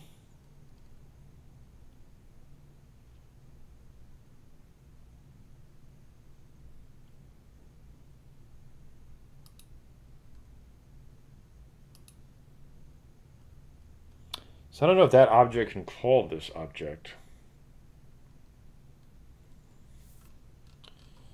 Draw on game over. Well, first off, this should be here. And whenever we call game on, it should be self on game over. Let's make sure that that works real quick, and then we're gonna. There's a few things we need to do. The player has like infinite lives basically. So as soon as the player dies, what we're gonna do is we're gonna call a method called onDie, and it's gonna respawn the player. In order to make sure that this works, let's set this to 10, and we're also gonna make sure that that these other entity guys disappear when the cloud goes up. So there, the player died, but now I just want to make sure that the game over stuff still works.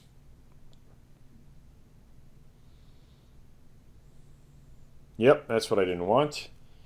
Cool. All right, let's see if this goes to game over, which it should.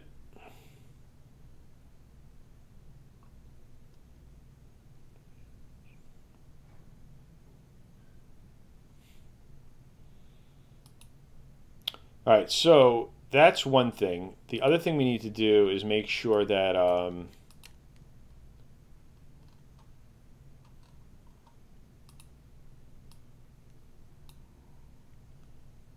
I just want to clean. I want to clean this. It should be.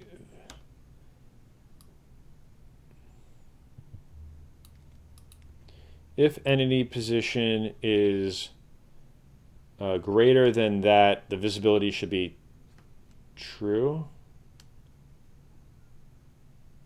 If it's less than that, it's true. The problem is you can't see the cloud. We'll have to test this out on enemy A. On update physics.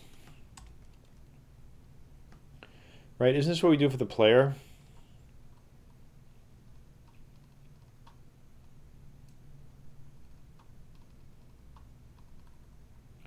On collision, on physics update. It should be the same for every one of these. So here and here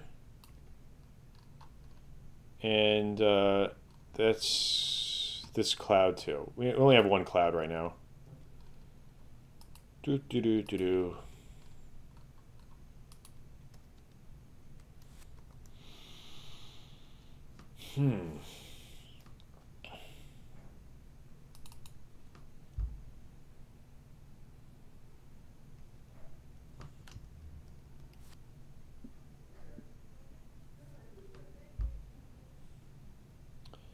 All right, so all I'm testing is that the those guys don't appear. Perfect. So they're still there.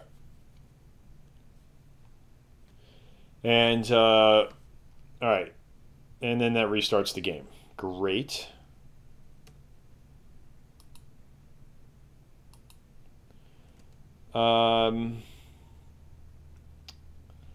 So the other thing that we want to do now is let's try respawning the player. Function game scene. And we're going to call this respawn player.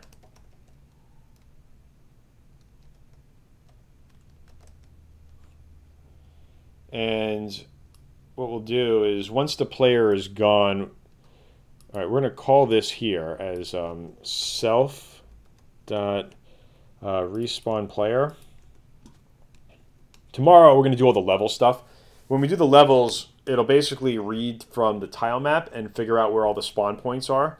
So we'll design that all as part of the flags in the tile map. Let's see if we can get this going. So, all right, so he died. Well, he will die, and then he's gone. What we need to do next is I need to figure out how... I have two different scopes. Where's the main code? Code, game. There should be a current level active scene.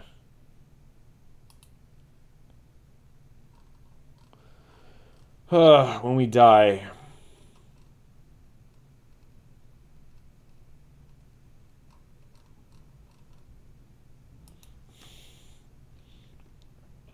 All right, so what we're going to do is active scene.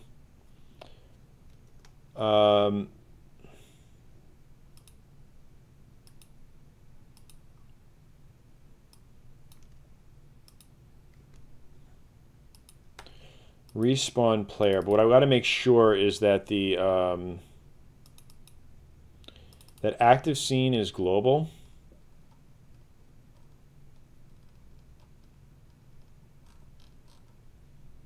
Yep, that's it. Okay. Ugh, this song is terrible.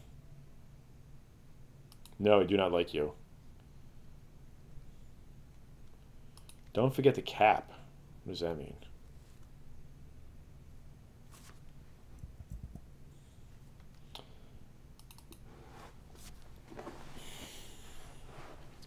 Oh, all right. So when he dies, code initiates player Lua 94. Attempt to call a nil value. 94.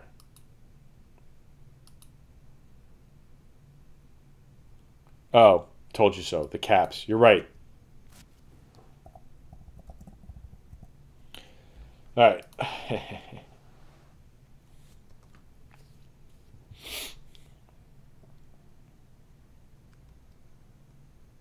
Cool. All right, so as soon as the player dies, a new player magically appears, and the world gets consumed by the clouds.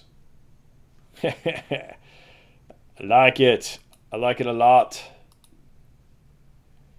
I'm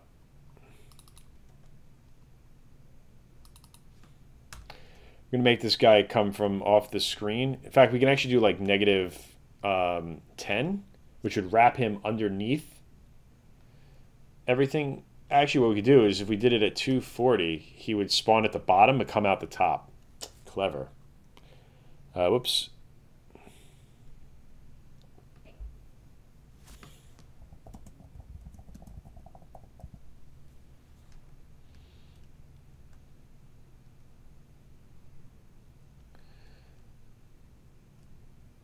All right.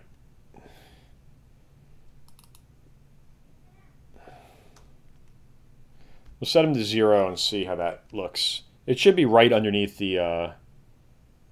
there we go. That's just as good. All right, so you die and you get respawned. I also want to fix the jump on the player. Like, he doesn't jump high enough. Player...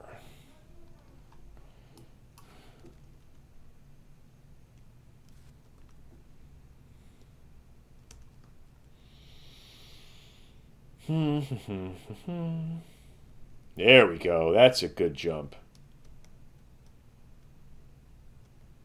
Ah, that bug. All right, we'll fix that bug later. Running out of space. I don't have any space. We got to do something where when the player hits the cloud, it like poofs. Well, I'll never be able to figure that because the cloud is like so curvy. I'll never be able to figure that out. I'd have to actually look into the sprite position and figure that would just be a total That's a awesome, nice to have that will not be done. All right, let's slow down the cloud back to 0. At the next Pomodoro, I'm going to take a little break. I need to like my back is the chair in this hotel is terrible, and I kept asking them if I could borrow like a nicer chair, but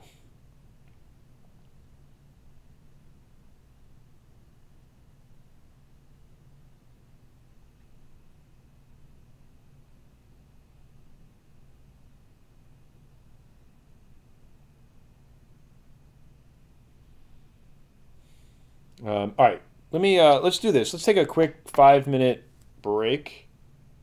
We'll take a 10 minute break. I'm going to stretch. Mrs. F has some questions for me. It is 3:22. So let's just do like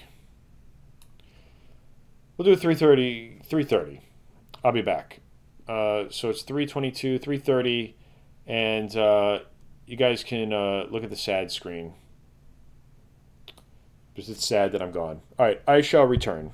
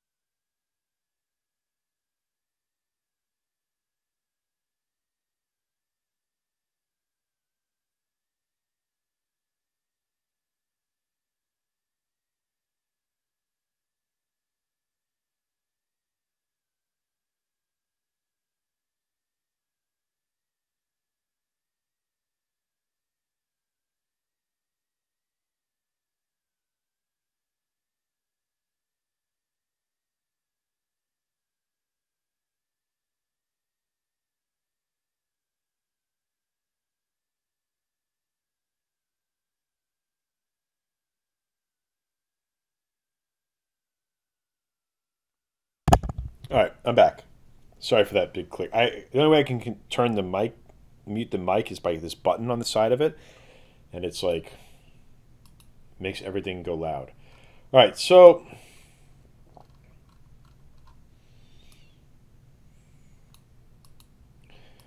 what we need to do, I want to add a note here that we need to refactor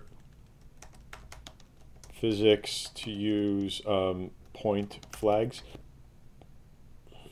and I'll deal with that tomorrow. What I wanted to figure out is, so he's going to die a lot.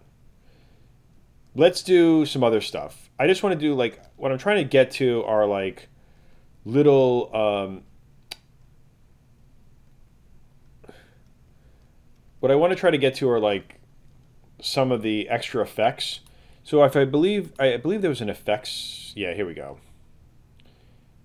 Effects. When we did the entities, it should automatically load in. No, I think our game scene needs to load in codes. What is this one? This is code. This needs to load in effects. Code, entities, effects. And we're going to add in, we're going to fix the effects so that we can do the explosion. It says to play sound. I don't even have the sound stuff. Explosion. And there's a dust entity that the player uses when he jumps. And what we want to do is when the configure entity explosion, we're going to make another one that's going to be just like this explosion. Well, we'll have one that's a tombstone, I think. And then basically when the player dies, he's just going to spawn a tombstone. So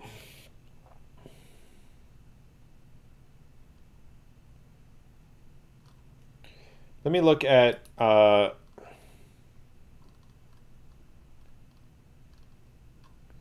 we have an explosion 1, 2, 3, and 4. I mean, a big part of what I do in order to speed up my own game development is that I have like these paradigms and like ways that I program stuff. So like you'll see like I name things the same. A lot of my code is like structured very similar. I try to have these patterns so that I don't have to really think through it. I just know that if I automatically do it. So like right now, I believe if the player dies, if we refresh this, if the player does do an explosion, we'll see if he. All right, it did something, but it didn't render, and it's not rendering because we need to remember everything is now opposite day.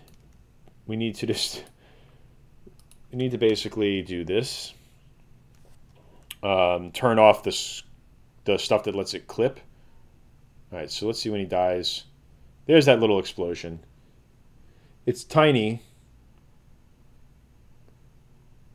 So what we're going to do is when the entity player dies, oh, he should also have dust, by the way.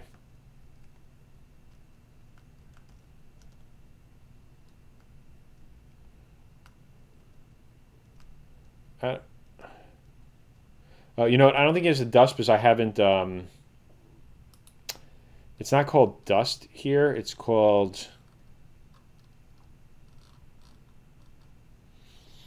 animated star boss. Every time I see boss hit, I just laugh because it looks like boss shit. Boss rotation, cloud A, cloud B, dust.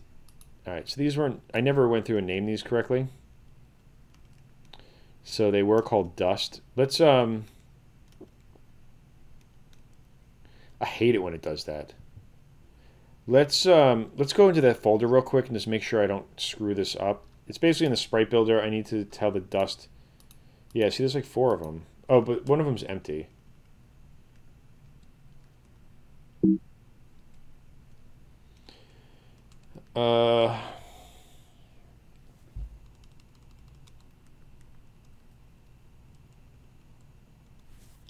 All right, I think we have to rebuild the sprite database. So let's go or the sprite table. Oh, we should just call it a sprite table.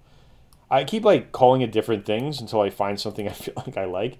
But we're going to do the sprite builder table. That's what it really is. So let's do the builder. And now if we come in here, we'll see that dust 1, 2, and 3 should be here. 4, because it's an extra frame, but we'll just make it -1 and call it dust 4. I might just ignore it. Then it does this crap. All right, forget it. We don't, whoops. I don't know what I'm doing. Hold on, let me just rebuild it. The sprite builder table. That's what we're calling it. Sprite builder table. Done. All right, so now the player should have dust when he lands or something, or jumps. I can't remember which one I did the dust for. Well, he dies, that's for sure. All right, I have to look at exactly what that does. I wanted to fix where the dust, where that explosion happens, though. I'm like doing 8 things at the same time in my head and failing at all of them.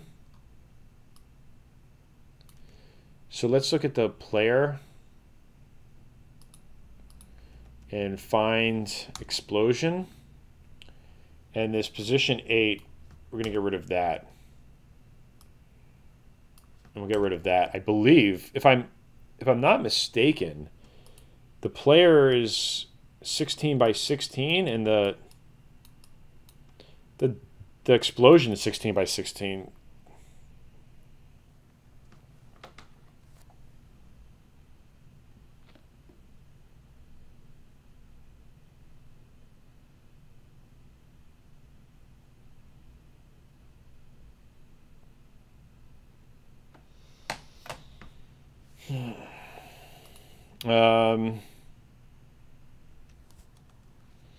All right, so now he should die and do a puff of smoke right in his center.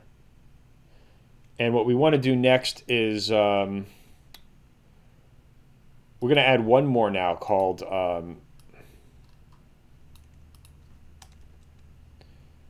this one is going to be called configure entity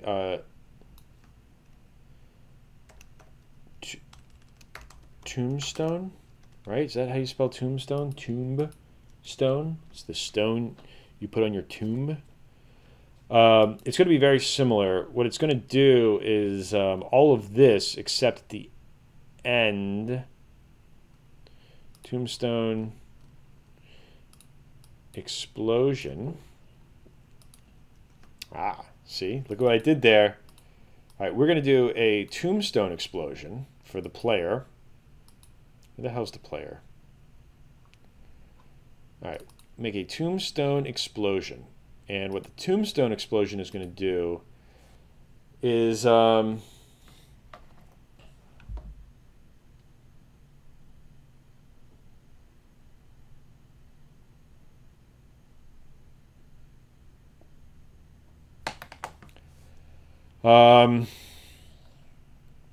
what we want to do is when this guy is done,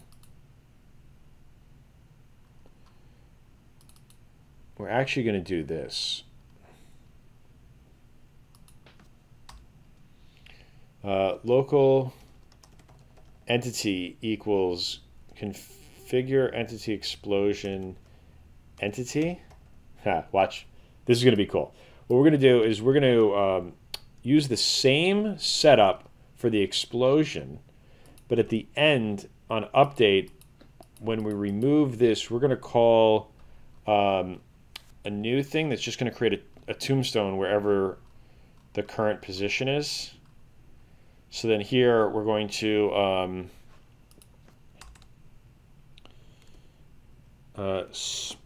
spawn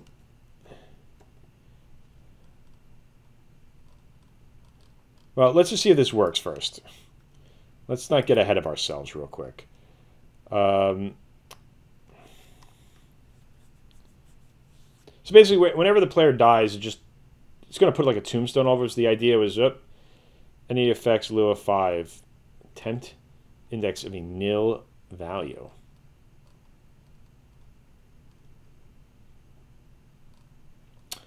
Right. It doesn't return. Yeah, it doesn't return a value. It just all this like Lua code is designed as a decoration pattern. So you pass in a table with properties, and then you call a method, and it like adds more properties on top of it, and it keeps decorating that object with new properties. Or I just totally full of shit. Code entity effects 5.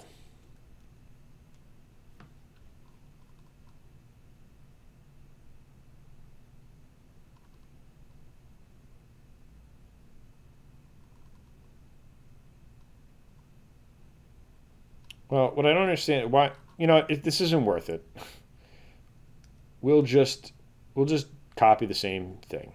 Fine, whatever. All right, so we're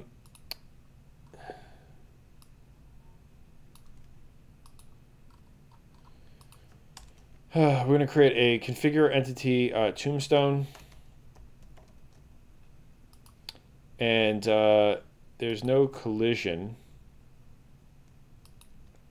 Sprite data is just set to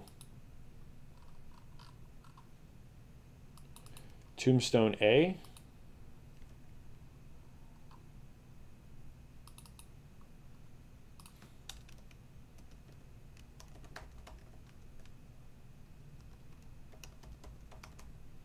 Tombstone entity position X, entity position Y. See if that works. If you're tuning in, I'm doing my Ludum Dare game. I'm redoing an old one called Reaper Boy. Oh, did it give me a tombstone? Well, it's giving me a tombstone. There's just no graphics because let's not scare the people who don't speak New Yorker here.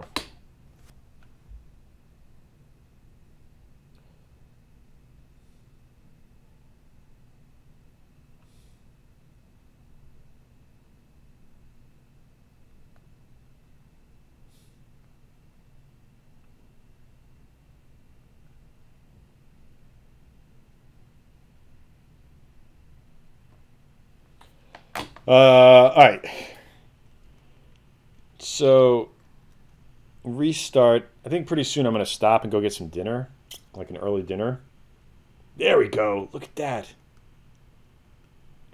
And what we want to do is entity draw mode equals draw mode sprite behind.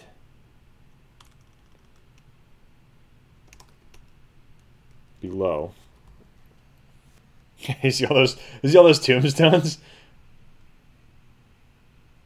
Oh, I didn't like that idea. 59.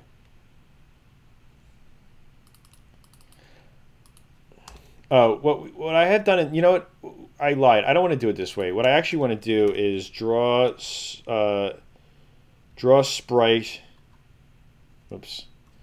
Draw sprites. Yeah, it's going to be too much if we do it that way. What we're going to do is tombstone sprite IDs tombstone. Oops. We'll do it as the same as that. We just need to do tombstone with it would be funny to do it as the entity flip H, and maybe what we'll do is we'll flip it based on the direction of the player was facing. False. Draw mode is going to be tile map cache. So that'll just draw a graphic over the tile map, and then we don't have to deal with all the other stuff. Color offset will be 0. On screen will be false and false, and no bounds. False, false. All right, so when this thing is done, it's in essence going to just simply it's going to follow the same exact thing as the explosion. It's just going to create a tombstone in its place. And now we can get rid of this guy. We don't need this. And that'll make this more performant instead of having like a million different tombstone entities. Or not. I need to take into account the scroll plus scroll position X and Y.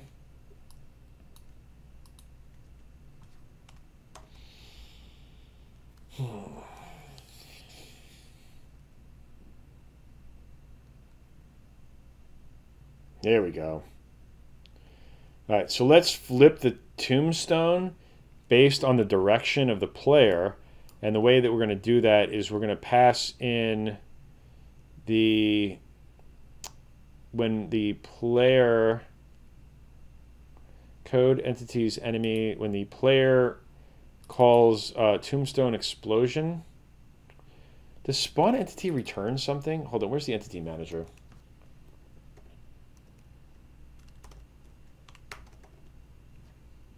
I don't know why I don't do it this way. Here's the entity manager. Let's look for spawn entity. Does it return the data object?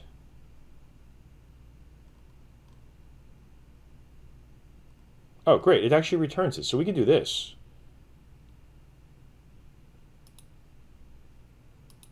I could probably just add that logic onto it. Well, whatever. All right. Well, let's go here. And what we're going to do is we're going to pass in the entity dot flip h, and the explosion will change based on the direction that the player is facing, and so will the tombstone. So I sort of like the little details. There we go. So what I want to do is the tombstone's facing the wrong direction, so we need to go in and fix that guy.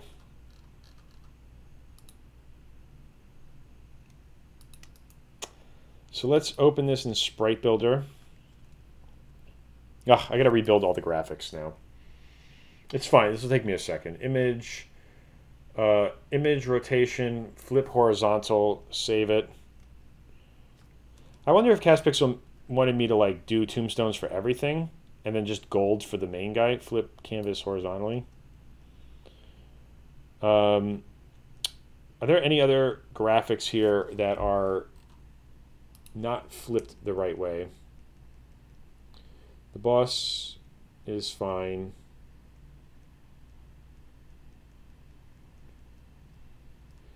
I think we can get rid of the curtain left. We can get rid of the curtain right. We don't need that anymore. All of the enemies are facing the right direction. The exit, the health bar, all the food.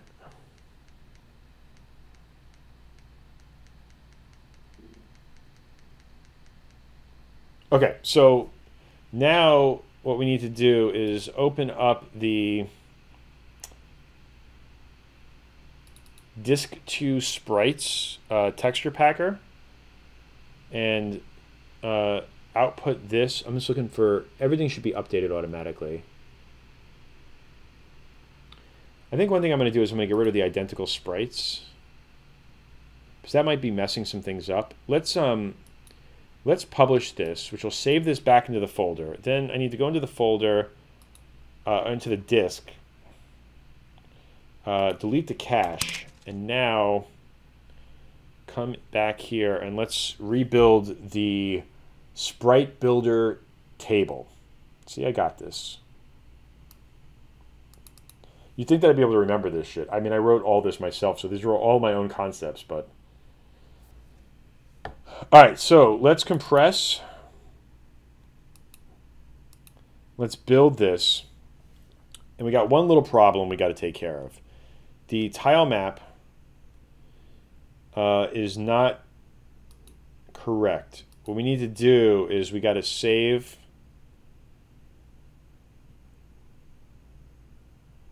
all of the sprites are going to change. So we need to export as an image. Disk 2 tile map PNG. And then here we're going to export as an image. There should be a tile map flag or something.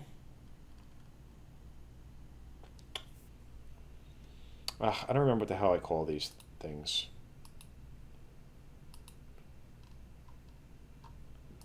Tile map flags.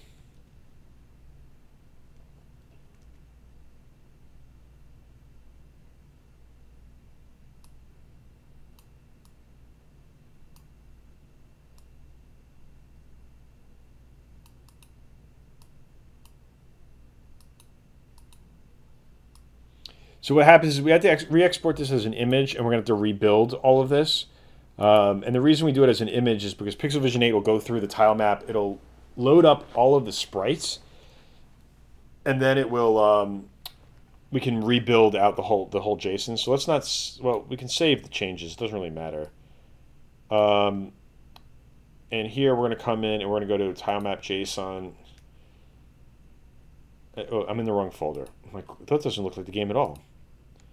That's what we get out of it, and these are the sprites. I'm hoping at this point I don't have to redo all this. Like, I don't have to keep doing this. So this is going to take a little bit to like load up this tile map. So I did the builder. I quit this, and oh wait, did I not delete the JSON file? Move to trash. Yeah, see, it screwed up everything because it doesn't know where the tiles are, so I have to just rebuild all that. So let it just do its thing. I have to fix this in mono. It's here, everything should be good now. If we come here, we should have our level perfect. All right, so all we got to do is compress this, and now reloading is going to be like super quick.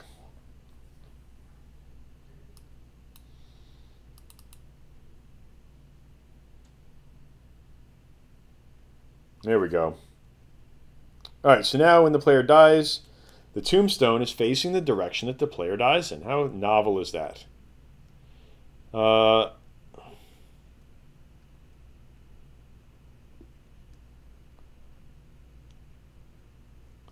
right, so look at those things like pile up, man.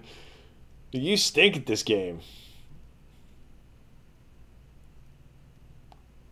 So like in the original game, I had this like mechanic where like the score, the score would like would count down, and it wasn't really clear what was going on, and that's why I think I actually like this idea of the clouds coming up, because now you have like a clear indication of like how long you have in this game before it's too late. Now, I think what we're gonna do is this. I think I might, I don't know. Like I was thinking this should probably. By the way, because I'm drawing those, because I'm drawing the tombstones to the tile map itself. There's no performance hit. All those things being there. The way I was doing it before was a little bit too object oriented for an 8-bit console. If those were all sprites, this whole thing would be like bogging down by now. But I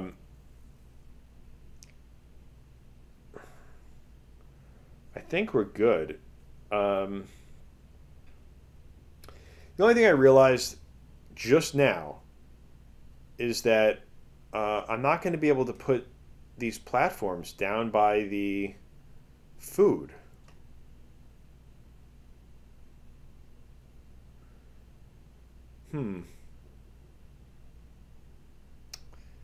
Because it's all in the same layer. I think I might have to get rid of the food. I don't think it adds anything. Cast Pixel's not going to be very happy about that. But like the problem is right now, like I can't. There's too much of a lip on the edge of the platform. It's not like a full. I don't know. I got two choices. Either I can make the platform flush with the edges, so when you put it over something, it overrides it correctly, or I can. I don't know. I think that's a problem for tomorrow.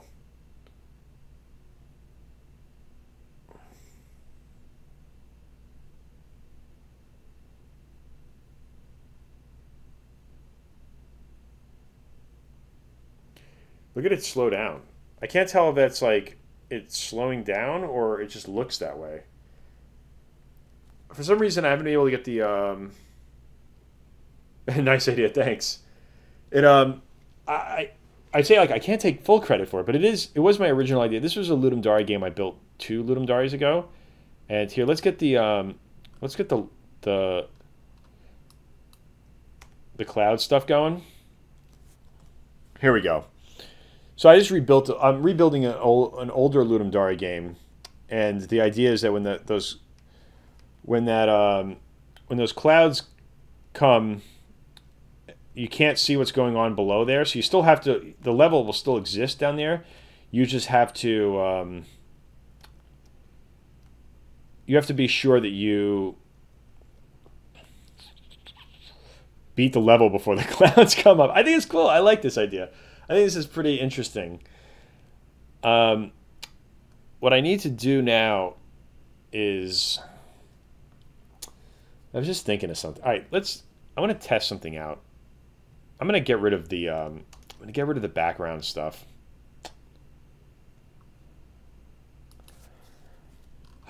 Cast Pixel's not going to be happy.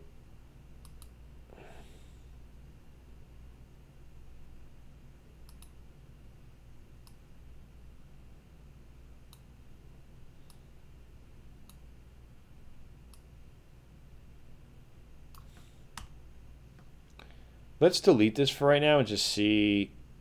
Like, I think that it's going to be fine. Like, it added a little bit of depth to the game. Now it feels more like a Nintendo-ish game.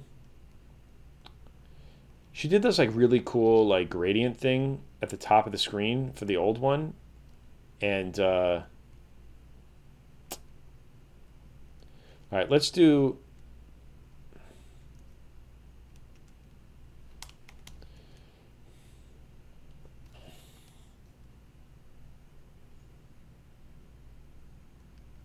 There we go.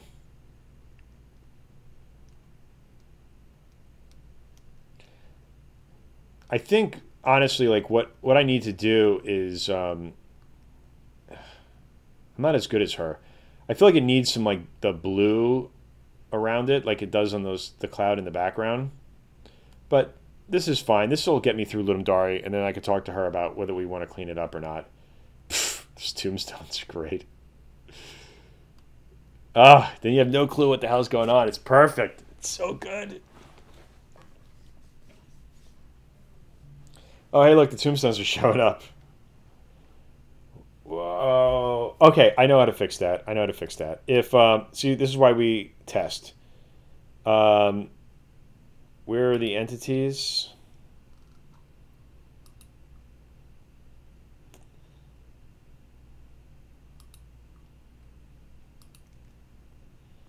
So what I need is where's effects?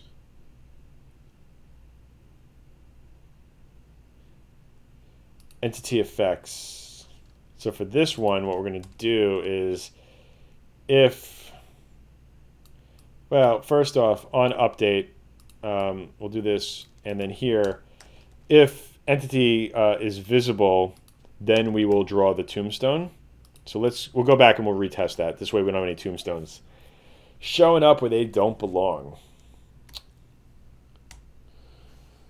All right, so now we've got to wait for this stupid thing to come. Let me speed this up.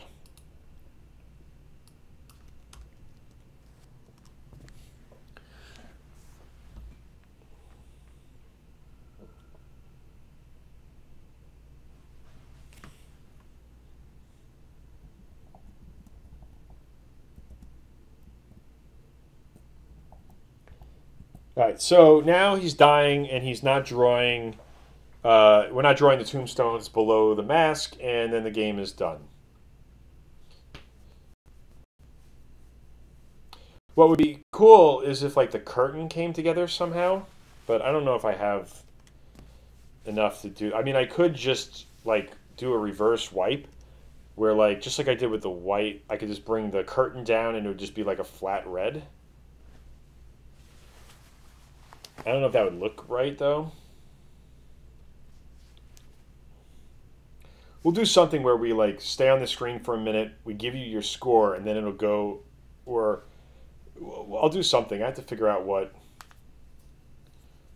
I want to do. Maybe what I'll do is I'll pull away the curtain.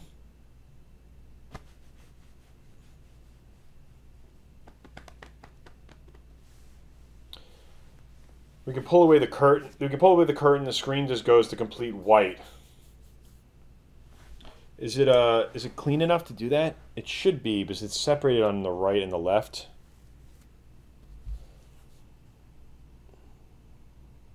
I can just move the whole curtain thing up. And then you're just stuck with this like white screen.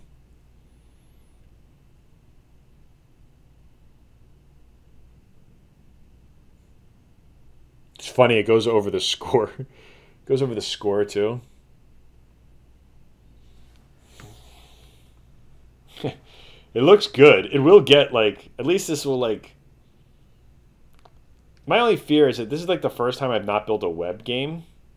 Like this won't run in WebGL at all. There's just no way this is happening. And I don't know if people are actually going to download it and play it. But I think like tonight, my plan for tonight is to, let's set this back to 0. My plan for tonight is to get it uploaded to itch and just get a build going so that I don't have to worry about it. Like, I think I have enough to take like screenshot. Well, we'll get screenshots and stuff in later.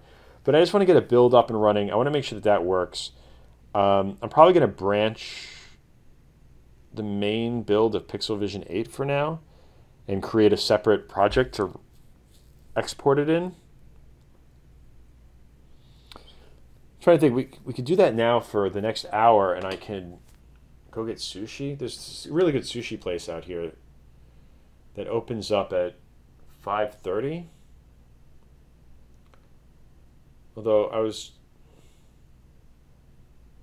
trying to decide if I wanted to go. I don't know what I want to.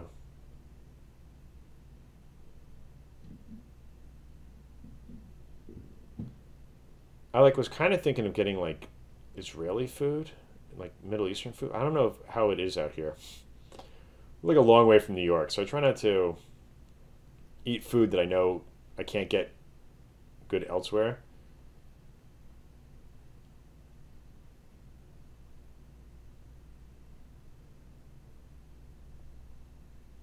I don't know. This doesn't have really good reviews. Like I'm in this hotel out in Irvine, and like everything is like a mall. Kebabs, salads, and other Mediterranean eats offered in a relaxed counter-serve center. In Irvine Spectrum, which is just the mall, Luna Grill.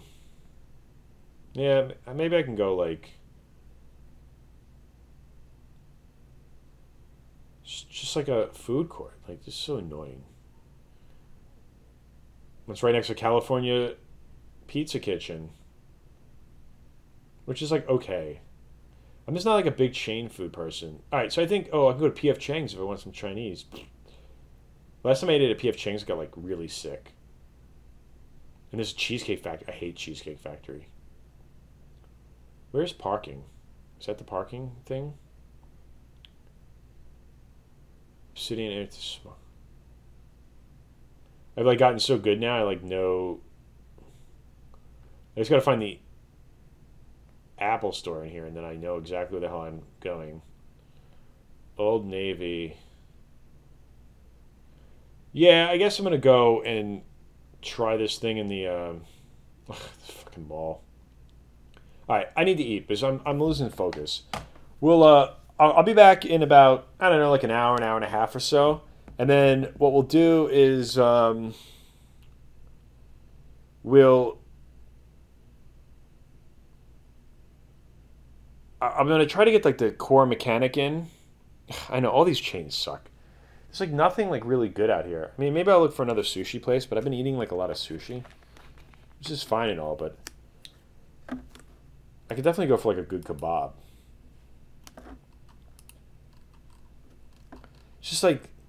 It's like what I hate about being in the suburbs everywhere. Like I used to live in the city, and we used to I never ate at chain restaurants.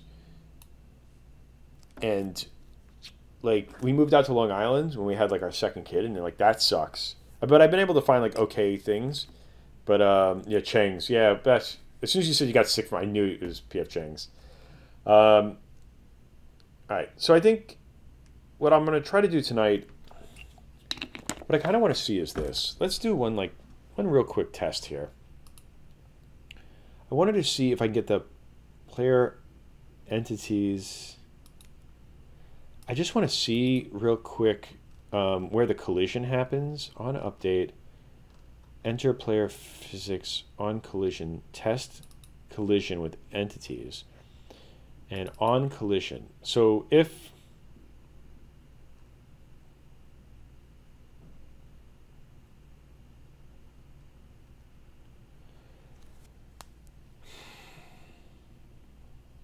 what we can do is this.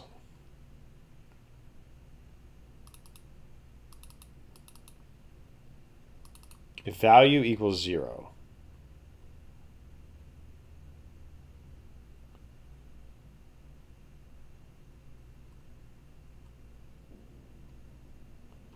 increase meter value, decrease meter value. So on collision target B, what we need to do is basically this.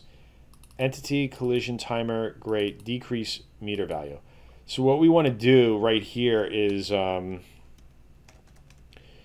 if entity Y is less than, well, if entity Y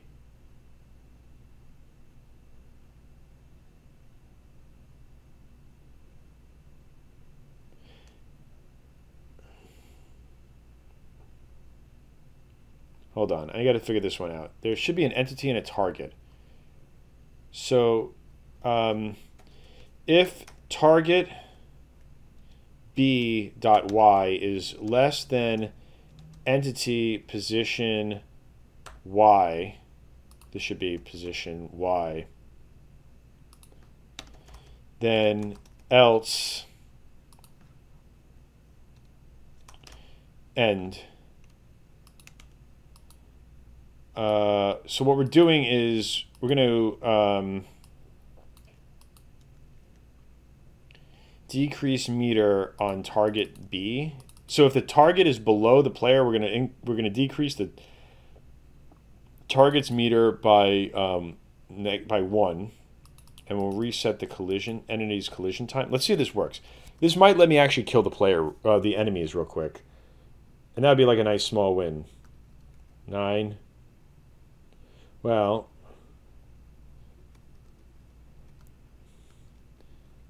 doesn't really.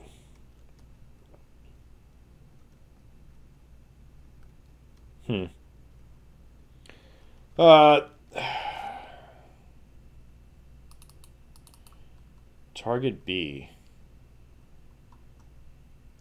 Well, it doesn't kill the player now, so that's good. What I just don't think is happening is this items? Where's enemies? Where is this dude? We're going to set up a new configure meter health.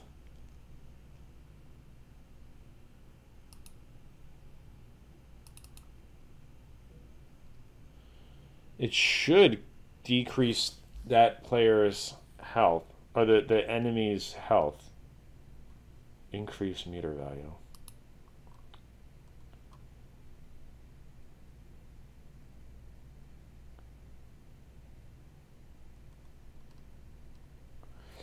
All right, that's a problem for another moment. There was one other thing that I did think about that I wanted to do real quick, and that's when the player.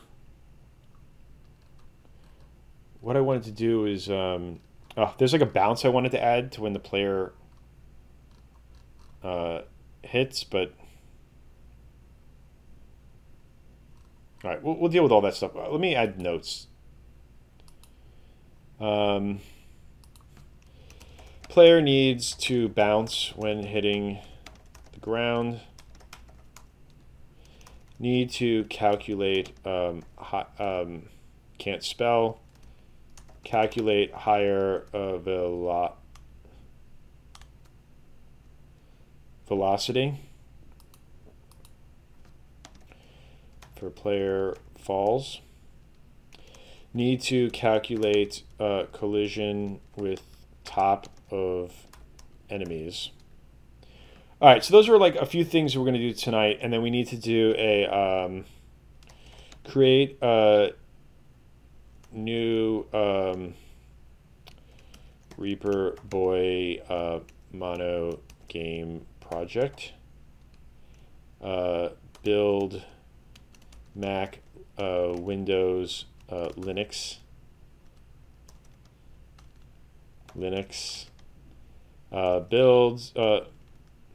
Build for Mac, upload to itch, create itch page, create LD page. All right, so that's what I think we'll do later. I'm gonna go try some chained food, fucking Middle Eastern stuff, and then what we'll do after that is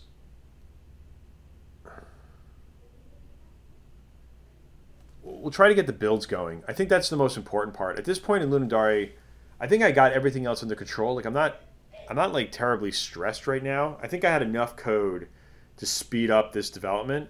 What I really need to do is remove code from project that is no longer needed. Tomorrow, my entire day tomorrow is literally just going to be designing levels, and like the biggest complaint I got the last time I made this game was that it was too short and there weren't enough levels, and I really want to get that sort of fixed. So I'm not really sure how I'm going to do that outside of just creating a ton of levels. But one of the things I need to do is make sure that it's easy enough to create a level that I can give this to someone else, because afterwards there's a person I'm going to have who agreed to do level design for this like months ago, and hopefully he can like take this game afterwards and make some really fun levels with it. So, all right, I think that's oh, I need to add in, man, there's so much other little stuff I need to do. I need to add in the add in player death animation. The player death is like this little like angel thing. So when the Reaper dies, he becomes like a little angel, and then he gets respawned again.